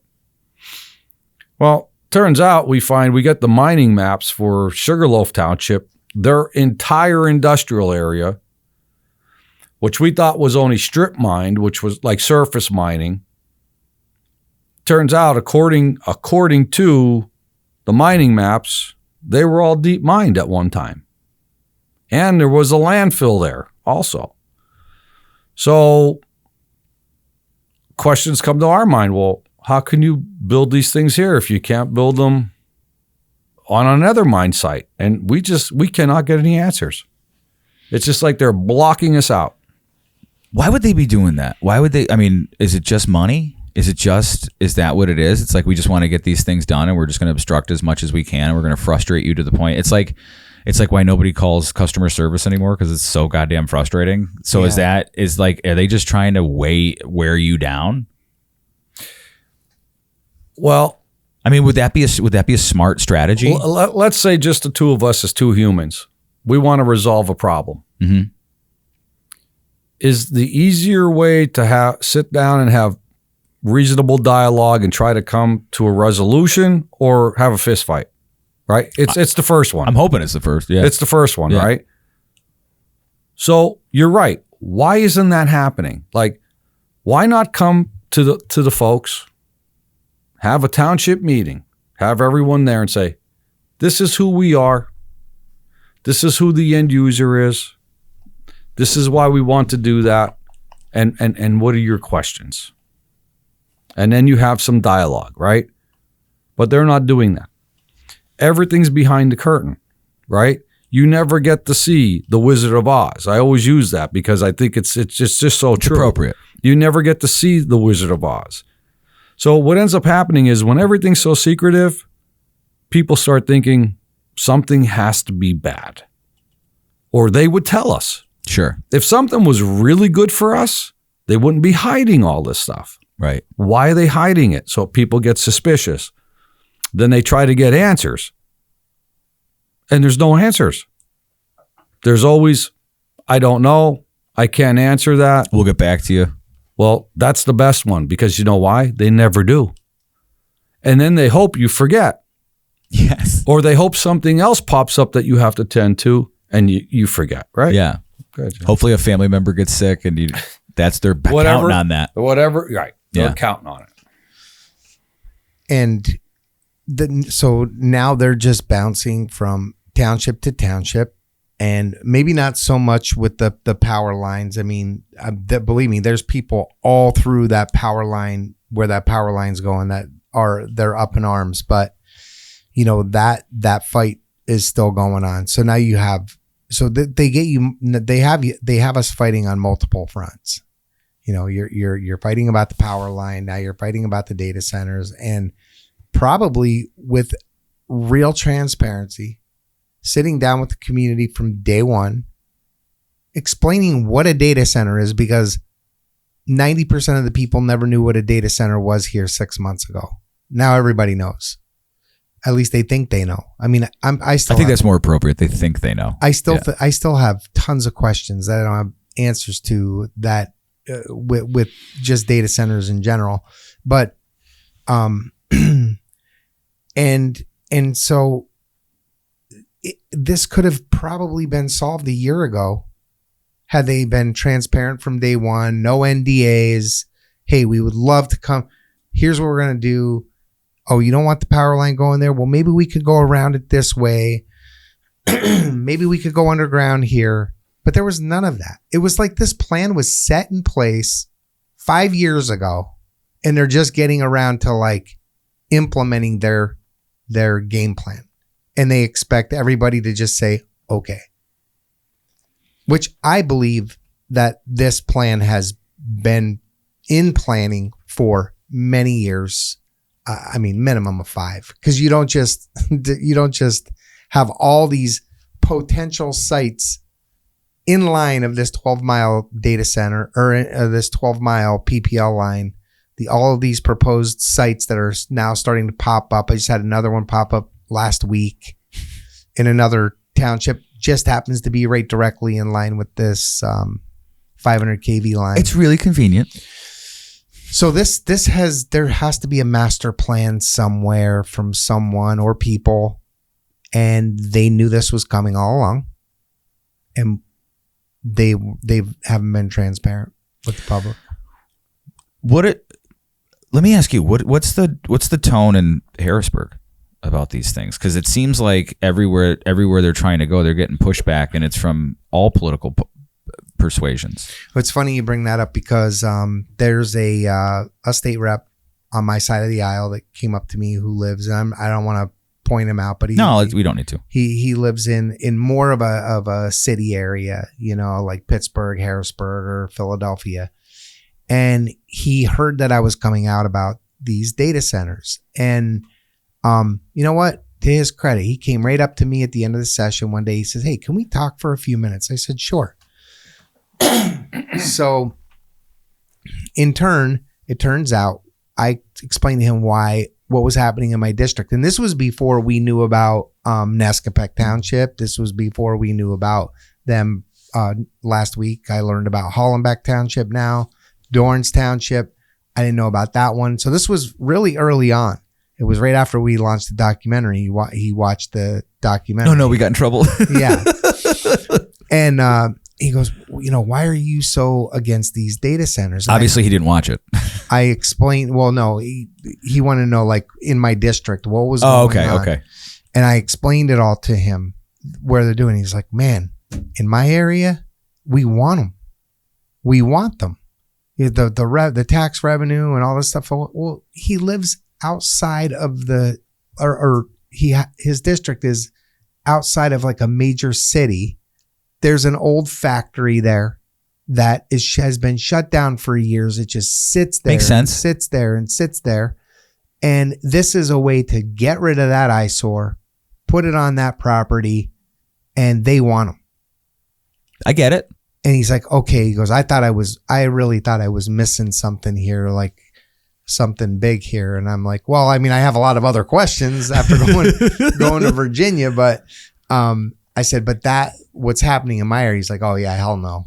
So it seems like it's geographically specific, right? Whether or not there's pushback on it or there isn't. Exactly. So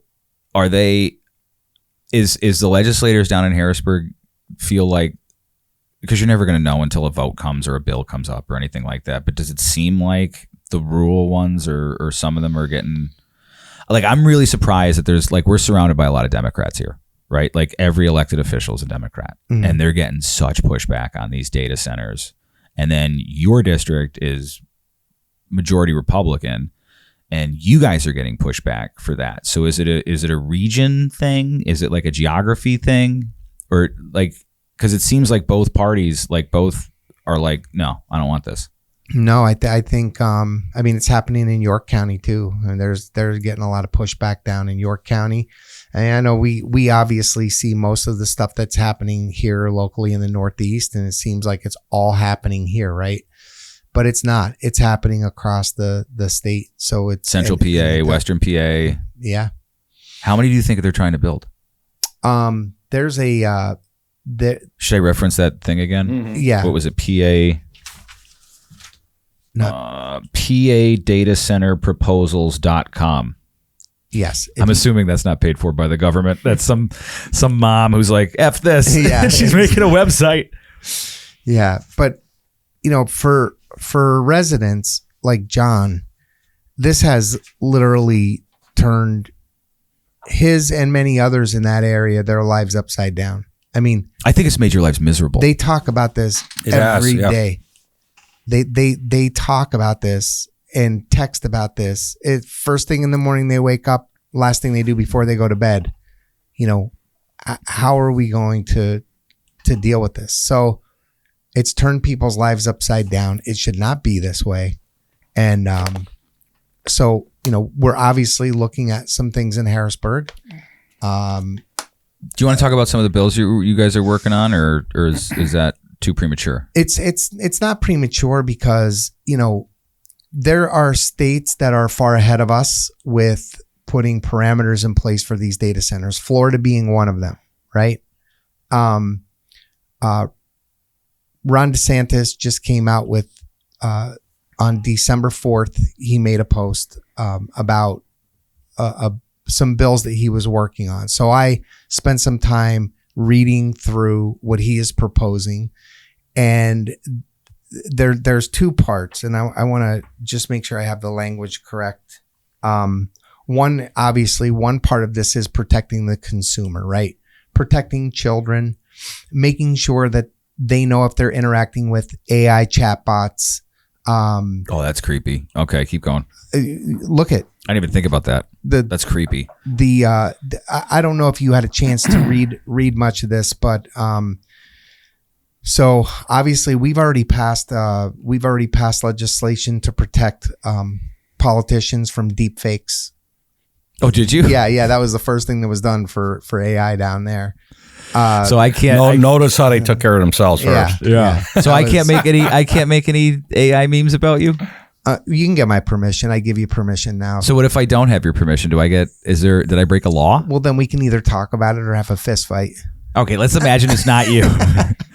So nobody can make deep fakes of other politicians in this local, or is it just it's state law? Yeah. Yeah, but can that work for if anybody wanted to? I'm just trying to understand because look, God forbid, there's a person who's getting a data center built in their small town, and they're like, I have, ChatGPT or Grok or whatever that is, and they're like, I really want to make my township supervisor look like a criminal or burglar. Are they allowed to do that, or is it just for state reps and state senators? Let me. You want to get back to me on that? I'll get back. Yeah, okay. I don't want to give you any. I don't want you in prison. No. I don't want anyone else to do it either. Right. So okay, keep going. But just so you know, I'm so happy you guys focused on deep fakes first. Yeah. Shows where the priorities are, John. But this is the always. Yeah. This is called the AI. I don't want to be made fun of. This is called the. It's going to establish a artificial intelligence bill of rights, and this is anybody can look this up. Okay. Look this up. Ron DeSantis published this December 4th of last year. So. And an artificial intelligence bill of rights. Mm-hmm. Okay. And some of the other things that are protected, it's going to prohibit AI from using an individual's name, image, or likeness without their consent. So it's almost like your intellectual property or likeness rights. Mm-hmm. Okay. Exactly. It's going to require a notice to consumers when they're interacting with AI, like the chatbots. I mean, I don't know if you've seen what happened across this country already. There's been murders. And suicides. Over the chat where the AI is telling them to do it. Yeah. Yeah, I've seen that. AI chatbot was telling them, I think it was the parents, well, they're using, people are using it now. This is the weird part about it, is that they're using it almost as a therapist. Yes. And it's convincing them. Like there was a girl that, it was a couple of years ago. She was texting this boy and she was convincing him to commit suicide, and he did. Yeah. And she went on trial for it, and I think she was found guilty. Yeah, I remember that. Yeah. I remember that. And which is also why this is going to prohibit entities from providing licensed therapy or mental health treatments with AI. Okay. Because that's what was happening in some of these situations. I think there's at least 5 reported cases across the country where a murder or suicide was committed because of an interaction with an AI chatbot. Providing parental controls for minors, which allow parents to access the conversation. So again, protecting children, making sure data input to AI is secure and private. Prohibit companies from selling or sharing personal data, which is a big. I think Edward Snowden has convinced us that is not real, and that might not ever be real. Right? Exactly. That's the hope, but they're gonna. And then on the development side of things, the second part of the bill, which is going to protect ratepayers, because it's going to prohibit utilities from charging residents more to support these hyperscale data centers. It's going to protect protect taxpayers, so no taxpayer subsidies can be used for big tech. Protect local control because it allows government to prohibit data center construction and development. Is that say that one again? It's going to allow local government, so like your township supervisors, your closest level of government to you, to prohibit data center construction and development. So right now in Pennsylvania, you have to provide for every industry, you have to provide a use. Well, I'm sorry, but the use of a AI hyperscale data center in Sugarloaf Township or Nescopec Township isn't like, it doesn't fit in. Yeah, it's not like it's like putting a giant like a giant coal power plant. It's like, I don't know if you guys will go for that, and nor should you have to. Yeah, well, I think it gives local control more power. But isn't that the idea of a commonwealth is local government? It is. We're Pennsylvania is one of 2 commonwealths in the United States. 4. Mm-hmm. Do you know what the other 3 are? Or? Kentucky, Massachusetts, and Virginia. So we're supposed to have local control that supersedes state. Yeah. But it doesn't seem like that's happening. Not with this. Okay, keep going. Not with this. And then ensuring that the water resources are not utilized to the detriment of the public. And I think that's just common sense. But, you got to put this stuff into law before. Well, that's why they put on Elmer's glue, don't eat. Because it makes such sense. But we have to remind people not to do that.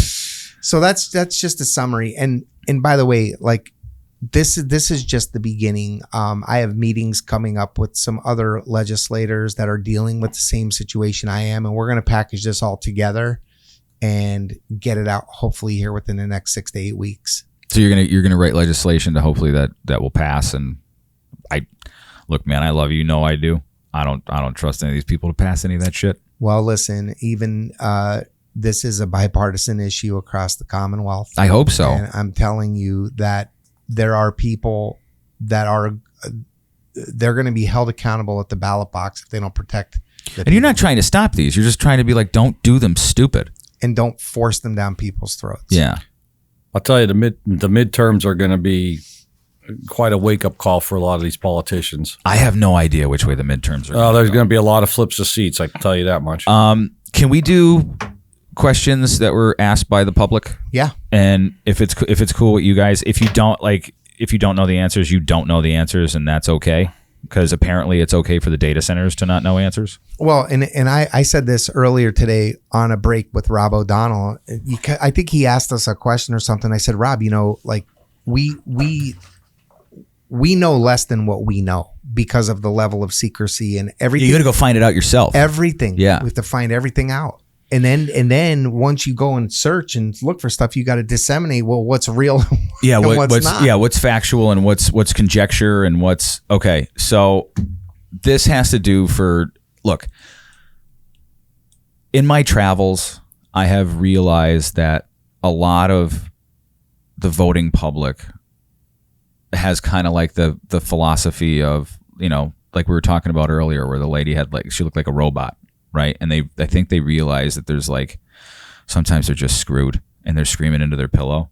But a lot of the times they just want somebody to listen to them, if they have a grievance or something. And I think that's what these questions are. So some of them might have to do with up here in this area as opposed to like Sugarloaf and down by you. This one's from a guy named John Wharton. Some proposed data centers are planning to use Lake Scranton as their water supply for cooling. Now, an article just came out where they said they were going to take like 1.5 million gallons or something from our primary water source. And so Lake Scranton is the drinking, cooking, and bathing water for, I just want to get the number right. And is that 1.5 million gallons per day? Don't know.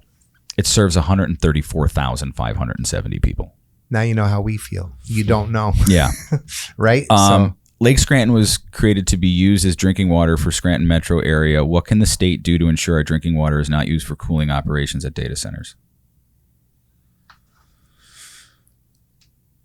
Read the last part of that again. What can the state do to ensure our drinking water is not used for cooling operations at data centers?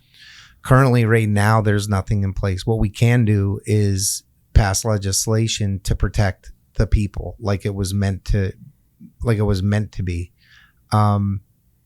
Unfortunately, right now they have access to our natural water sources, and obviously with the Susquehanna recent article that came out where they're going to return the water back to the Susquehanna River. I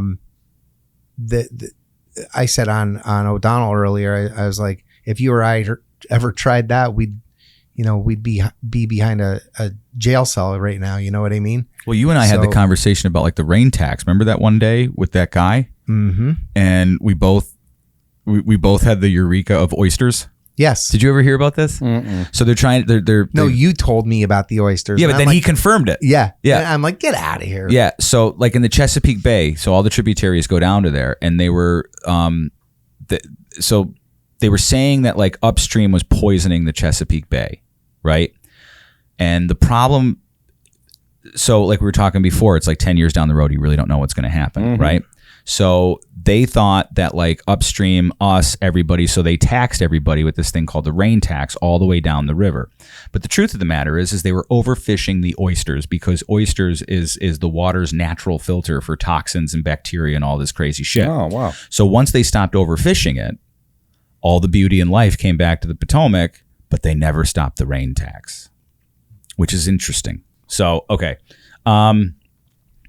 This is from Kathleen. A lot of these people I don't know. Kathleen Hogan Madsen. Who pays for additional infrastructure that provides access to the power grid? Ratepayers. What guarantee is there that residents' utilities bills will not increase? 0. I like John. What are the limits on water consumption, size of structures, distance from neighborhoods? Well, so one question at a time. What are the limits on water consumption? As I know right now, there are none. What are the limits on size of the structures? That's zoning. What is the limits on distance from neighborhoods? Zoning. Your local zoning. So your local township or your local municipality may have a zoning officer, or your county. Some townships and municipalities don't have their own zoning, so they would fall underneath the county's zoning. Okay. So, but let me tell you, most zonings, they're trying to put these things within 200 feet of a residential property line. And they're trying to put them 100 feet from your grandkids. Well, that's the power line, right? So they're trying to put the structures within 200 feet. Within 200 feet. Yeah. Who is responsible for the cleanup and remediation when the center closes? So if you have a bond, like if you make the company purchase a bond prior to development, that bond will cover the, let's just say a comet hits and they disappear on a Monday. The bond will cover the remediation of it, right, if they pay for it. Well, here's the thing, though. You have to have that in your ordinance. A bond. A remediation bond. You have so if your ordinance, if we're talking about data centers here, your ordinance specifically, yeah. Yeah. So your ordinance has to have in there, it has to require the bond. There's other methods of doing that too, but a bond is one of them. Or else you could end up with a big empty building. This one's my favorite. How many permanent jobs will be created? Well, we touched on that. You guys touched on it. Like maybe what? 20 per building? 15 on a low end, 30 on a high end. Will nuclear power be allowed or encouraged? Yes. The details of that, obviously, we don't know. We do know. We know it'll be there, but we don't know what side. Like, because that's another issue. It's like, we're going to build a nuclear power plant. Well, here's the thing. Now they got to go through though. that shit again. Now they've developed nuclear power. I guess they use it on a submarine. It's just like that. Yeah. It's specific for the data center. So it wouldn't be energizing anything else. It'd be built on site. And then it would energize the needs of that particular data center. No need for transmission lines. No cost, no socialized cost to the ratepayers. And, it's actually a good thing. It really is. Will residents' wells run dry if they tap the groundwater? There's a strong possibility of that. There's history that shows that to be true, yes. During a drought, during you have a drought. I mean, they just went through it in Texas. If you didn't read the article in Texas where they asked the community to start bathing like once a week instead of once a day. Because the data centers need their... But that's an interesting point, though, and I just want to touch on that. That's one of those circumstances where you live across the street from a data center. Your well runs dry or your water's a trickle. There's nothing you can do about it. And here's why. They're going to deny it. You're going to go to They're going to say it's not us. They're going to say, you got well water, ain't us. We're not causing that problem. Something happened under the ground. It's not under our... and you can't fight them. You don't have the money to fight them. Will we have rolling blackouts because of stress on local power grid? I can foresee that, yes. Will water pressure to homes be lessened? You just hit upon that. We just went over the environmental impacts. What will the impact? I don't think we went over this. What will the impact on wildlife, fishing, and tourism be? Well, when you're wiping out thousands of acres for data centers, you're displacing wildlife. What will the constant noise do to our health? When you went down there, did that surprise you? Just the sound of them without the generators running? Yeah. So, it's not a sound. I'll be truthful with this. It's not a sound like you're like, oh my gosh, my ears, right? It's just this. It's like a nuisance. This nuisance humming. Yeah. Right. And after a while, that's going to wear you down, particularly if you're hearing it in your house. Yeah. And let's say you had a bad day or something like that. Like, this is psyop shit. Like, the CIA does this stuff to make people go crazy. They'll just play like ask any military guy who was in Iraq or Afghanistan. They're like, yeah, we did that shit. It's a tactic. Yeah. What is the bottom line minimum of economic impact of each center over a 10-year span? In other words, like is in the long run, is it worth it? Financially or other? I think it comes down to location again, right? It's going to be worth it in some areas. It's not going to be worth it in others. If you're just talking financial impact, listen, down in Ashburn, it was like $100 million a year in revenue. Now it's up to $900 million in revenue in Loudoun County because of these data centers. It sounds fantastic, right? But when they're destroying everybody's backyards and everything, but nobody down there is like, oh, my power bill went down, my water bill went down. No. My property went down. Taxes. Yeah. I'm going to move on to Kara Francis. Can you please identify all the areas in NEPA where there are proposed data centers and what names are? You can go to padatacenterproposals.com and you could find that, Kara. Ed Brunn, where will the long-term jobs be created? There's no answer to that. They're not created. Okay. This is a little AI, or this is a little tinfoil hattie. Mm-hmm. I don't know if this person's real, but her name's Olga True.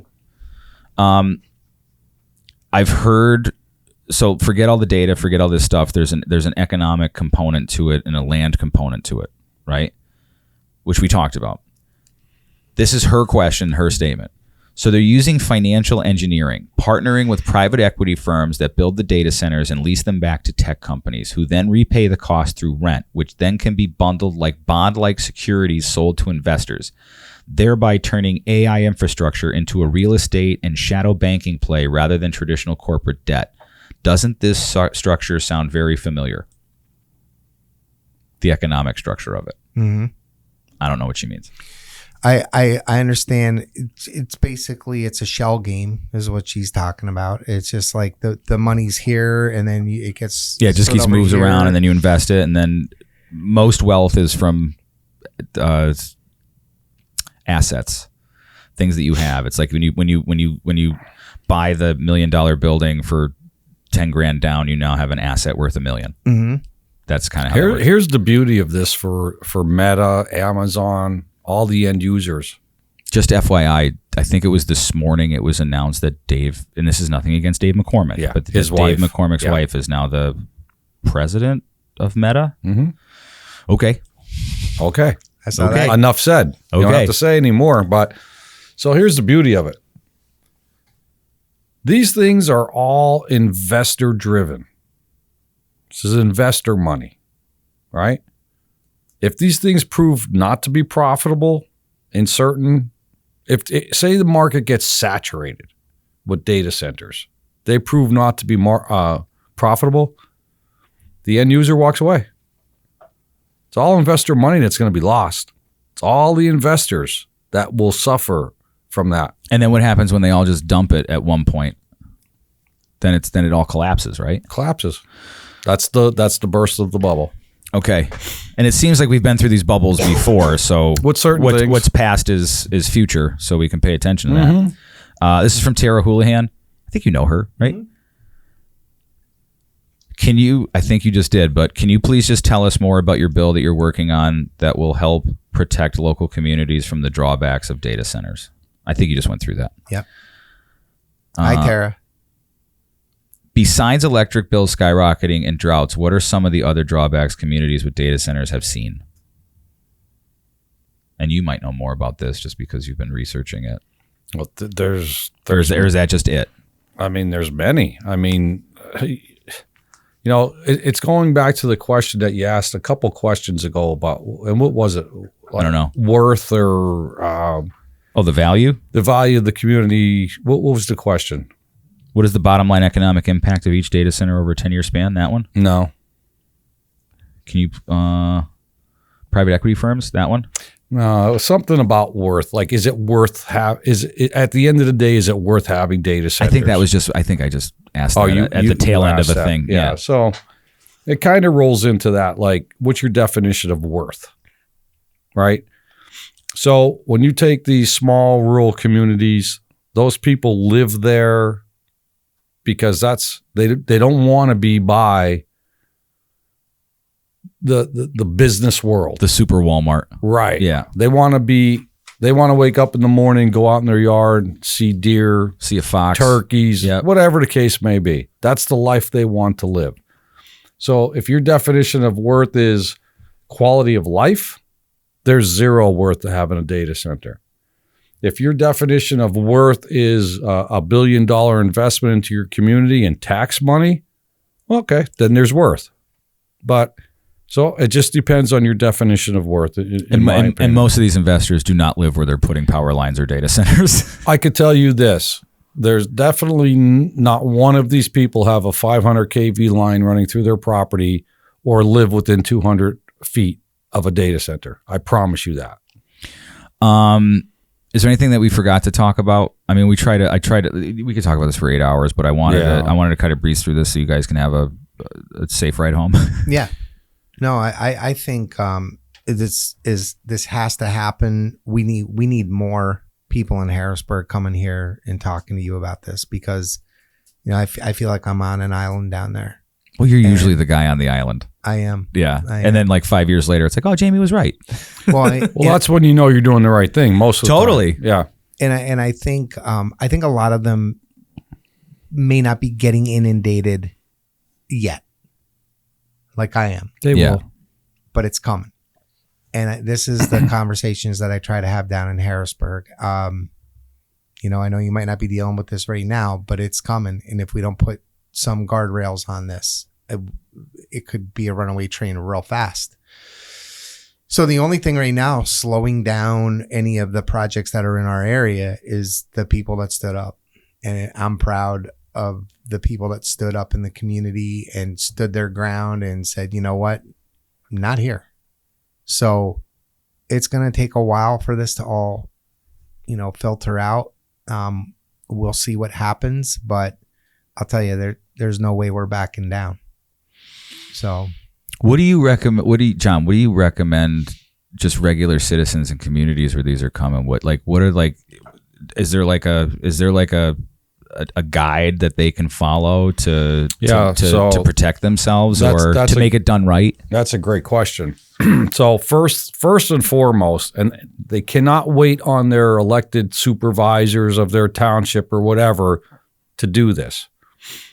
They have to be active. They have to go and ask, do we have an ordinance in regard to data centers? If they don't, they need to get that done now, because there'll be no warning. They come out of the darkness and they hit you with a curative amendment, and then your battle is 3 times as hard. You have an ordinance in place, you stand a much better chance, right? So that's the first thing. The second thing is you have to get the community involved. You have to get a core group of people. You have to start a movement. You got to use social media because that's the best way to reach people. You get that movement going, you're going to find that your community has a nice group of environmentally conscious people and who believe in doing the right thing. And then you're going to start fighting. And honestly, like Jamie, you touched on it before, it becomes your life. It does. And it's uncomfortable. It's not what you wanted. It's not what you wanted at all. It's uncomfortable at times, particularly at this stage of my life. You know, I just kind of semi-retired, just wanted to chill, right? But now for the past, over a year, about a year and 3 months, every single day of my life is dealing with this crap. And it sucks, but it is what it is, and I'll fight it to the end, you know? I'll tell you, every morning I'm up either between 5 or 6 a.m. and our group, we have multiple groups. Our groups are chatting already and sending stuff that they found online, you know, regarding data centers and, you know, decisions that were made in politics regarding data centers, this, that, and the other thing. So I'm telling you, everybody from our community that's involved in this heavily, it's we go to sleep thinking about it. We wake up, it's the first thought on our mind, and we think about it all day long. It's not a great way to live, but it's where we're at right now, and we're doing it. It's like living under siege. It is. Like, how do they not realize that that's not okay to do to, like, how does, I don't expect you to answer this, but how does the state elected officials think that it's okay that their citizens have to go through this? Like, it's not even in yet. And it's almost like you're under siege. It's like at any moment, like everything changes and we never wanted this, or nobody's asking for it. Well, I would say right now there's about 5 areas that I know of down there from the constituents from the colleagues that I talk to. There's about 5 areas that are getting heavy, like pushback, pressure to allow these data centers, and like pressure to happen to put them in or to not put them in. Yeah, pressure from developers that are coming in and trying to put them in their areas. And I happen to end up being their first phone call every time. Even though they're on the opposite side, sometimes they're on the opposite side of the aisle. Oh yeah. So I think this is going to be the issue that's it's so important to get it right, because you only have one chance to get it right. Because like once an ordinance is written for John's township or my township or anybody's township, it's so important to get it right, because these developers will find any loophole whatsoever that they can to get around it. You know, and they're reaching out to Jamie because honestly, I mean, correct me if I'm wrong, Jamie, he's one of 3 across the state. And I'm talking state senate and state rep. He's one of 3 or 4 that are publicly coming out for the people and fighting against the placement of these data centers. Am I correct in that? You are. Out of all of them, how many of them have been to Ashburn? Actually, you mean out of the 3 or 4 that... Like out of all the state reps or state senators, how many have actually taken... I mean, up here it's a 3-hour drive, but in other places I'm sure it's shorter. How many people have actually gone there to see it? I don't know that, but I know of about 10. And the full membership of the legislature is 203. 10. But that's only what that I know about. Like, not everybody talks to me. Not everybody says, "Hey, I'm going down to, you know." Are you the only one that did anything like a video about it? I mean, other than people just holding up their phones and doing saying that. Like this is messed up. Yeah. I believe so. But I think that video brought awareness, because what did we have? Like 55,000 views before we had to edit it. There was, I don't remember the actual. I remember talking to you, going like, "We're going to lose the I know. view count. It's going to be terrible." I know. I commented on someone's post the other day, and they had a specific question. And I said, Because they killed our momentum. The rocket that was taken off the pad, they killed it. I know. I said to them, if you're, they were complaining that their state representatives weren't responding, right? And so I made a comment to their post, and I said, look, if your elected officials are not coming out publicly, like if they're only giving you lip service behind the curtain, they're all in on data centers. They're not with you. Know that right out of the gate. Yeah, their silence tells you. Don't waste your time, because they're going to come, they're going to talk to you, they're going to make you feel good, they're going to make you feel like they're on your side. But when they walk out the door, that's the last thing they do, right? So unless they publicly come out and support you, just move on, because you're just wasting your time until you find someone that is going to help you, you know. Are you guys? Are there people already gearing up to primary or try to defeat reps or senators who seem to be quiet on this, or nobody knows? I haven't heard that yet. I haven't heard anything. Typically, over the next 2 to 3 weeks, we're going to start to hear Who's going to run, who's running, and why they're running. And I think not only primaries but generals are going to be decided over this issue this year. You think this is such an important issue that data center? Really, 100%. And it's only going to continue to get more in the limelight as time goes on. I think this is going to move faster than most other things, this data center thing. But I said to John, when we met, and I told him day one, I'm like, you got a long road ahead of you. Because I remember, you remember all those school board meetings I was going to for 2 years almost to shut down Couth. And this reminds me of that same fight. We had $1 billion company trying to ram this mental health program into our schools, and we defeated them. But I told them from day one, I'm like, we can win. We just have to. We just can't let up. Yeah, we just have to be every single day. And I mean, there is very few nights of the week that we're not at a meeting, either me or him, or we're there together. Different townships, different counties. I called Rep Watro. I'm like, hey, I'm going to be coming into Hazel Township meeting tonight. Are you okay with that? He's like, no, absolutely. It's just a courtesy thing to let your other state rep know that you're coming into their district. And he's like, nope, no problem. So this is a fight that I feel like we can win. I really do. I feel like we can win this, because whoever that judge is that's making the call in the court is going to see all the evidence and all the data. And I'm telling you, no one's more prepared with evidence and data than Sugarloaf Township. And it's because, which is like, you'd never think, like 5 years ago, you'd never think that would be the response. No one has more data and evidence than Sugarloaf. But the group that John formed with a group of people, hold on. Let me say this right. Son of a bitch. You should Alliance to Stop the Line. The Alliance. The Alliance to Stop the Line. Yeah. Okay. You should follow them on Facebook if this is an interesting topic to you. You have a website and everything? Oh yeah. I wouldn't expect anything less. Major League website. Okay. Yeah, and our team is ferocious. I mean, they work. I mean, these. I've met some of them. They're good people. They're good people, and they work, and they are passionate, and that's the thing, is like, we're good human beings, and we feel like we're being like, You got a boot on your neck. Yep.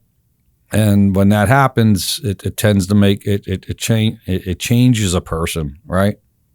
And you're going to fight back. That's just the way it is. Final question for both of you. I mean, this shit takes a toll. It does. How do you? Because other people are going to go through this. Oh yeah. So can you kind of enlighten them to what you got to do and what to expect, like emotionally and personally? I could tell you how I look at it, right? Well, first of all, you're going to have, it's like a roller coaster. You're going to have really good days where you're inspired and happy, and then the next day might be the very, very opposite end of that spectrum, right? My thing is, I could easily walk away from this and just let whatever happen, right? Say to myself, I'm 63. I just want to live out my life. You're 63? I'm 63. I don't believe that at all. You look way younger than that. I don't care what anybody says. Look how black your hair is. You look how black it is. You guys both have the same hair. Thank you. You're in. But I don't believe that at all. Sorry. Anyway, but and I tell my wife this because my wife's a more reserved person. Doesn't want to rock the boat. Very meek. Yeah. And I tell her, like, I am not going to sit back and let something happen that I think is completely wrong. I am just not going to do it. I can't do it. I can't allow myself to do it. And our core group of our people in this alliance are made of the same cloth. Like, they don't want any entity, whether it's government entity or big business or whatever it is, utility, coming in and like disrupting and destroying our lives. And that's how we feel that's what's happening right now. And regardless of how hard it is, we're seeing it out. I mean, that's... If you stop them, will you think it's worth it? Absolutely. Absolutely. Yes. And then when you look back on it, you're like, man, this fight was totally unnecessary for them to do. And that's how I'm looking at it. It's like, you didn't have to screw these people like that. No matter how this thing turns out, and this is what I say, because, a lot of people say, oh, you're fighting PPL, you can't win that, blah, blah, blah. Listen, at the end of the day, I never want to look back in my life and say, I wish I would have, right? Yeah, no regrets, man. You know what I mean? Yep. So, and that's where this is at. I tell them, look, one thing's a guarantee. You're going to lose if you don't fight, right? That's guaranteed. At least if you fight, you have a chance. And that would be my encouragement. As hard as it is, dig down, find the courage, and get out there and fight. And do not be afraid to hold your elected officials accountable. Don't be afraid to get up at that podium and tell them you're just wrong. like it is. Yep. Just like it is. That would be my suggestion. Well, Jamie's never shied away from doing that. he hasn't. My advice would be to, if this is coming to your community, immediately organize a group of people and just know that if 100 people show up, there's probably 8 to 10 that are going to get heavily involved. That doesn't mean the other 90 people don't care. It's that maybe they don't have the time. You never know what's going on in someone's life, but they will be there. They will show up at meetings and stand behind you and say, hey, they'll clap when you're done speaking to let the township supervisors know. Or with him. Yeah. Yeah. And it's that core group of people. That's all it takes. That core group of people that work tirelessly, that get up at 5 a.m. and in the last text before they go to bed at midnight, they're texting the group and saying good night. It doesn't take 1,000 people to fight this. You just need a solid nucleus, and what gets you through this is having people standing with you. Yes, each other. Yes, each other. It is. And so a support system. Support. No ego. No. Right. Keep your eye on, maintain the mission. This is your focus. We just need to stop these things or do them right. Correct. But you have to have people, you have to have leaders, and you have to have workers. Chiefs and Indians. You have to have that. And this is not for the meek. Like, no. If you're meek, you need to be in the background,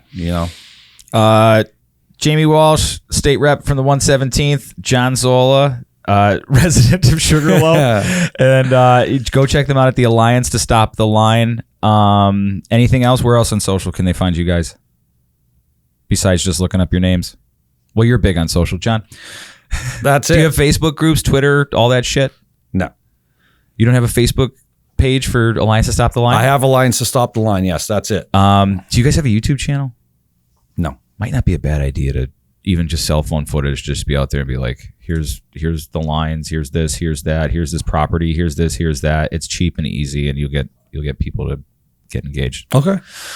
It's easy to do. You guys probably already have enough footage on your phones to do it anyway. Sure. Actually, his son-in-law runs the page, the Facebook page and the website and all that. That's what he does for a living. He may have a YouTube channel. I may not know about. Yeah. Like I said, I am 63, so I'm kind of like you look like Dorian Gray, so I don't know what the hell's going on. Guys, thank you for fighting the fight, and I'm going to get this up probably tonight or tomorrow morning, and hopefully it'll help out a little bit. Thanks for having us. Thank you for being here. Thanks for being who you guys are, because it's awesome. Real Americans. Appreciate it. You too. Thanks, guys. Thank you for your time.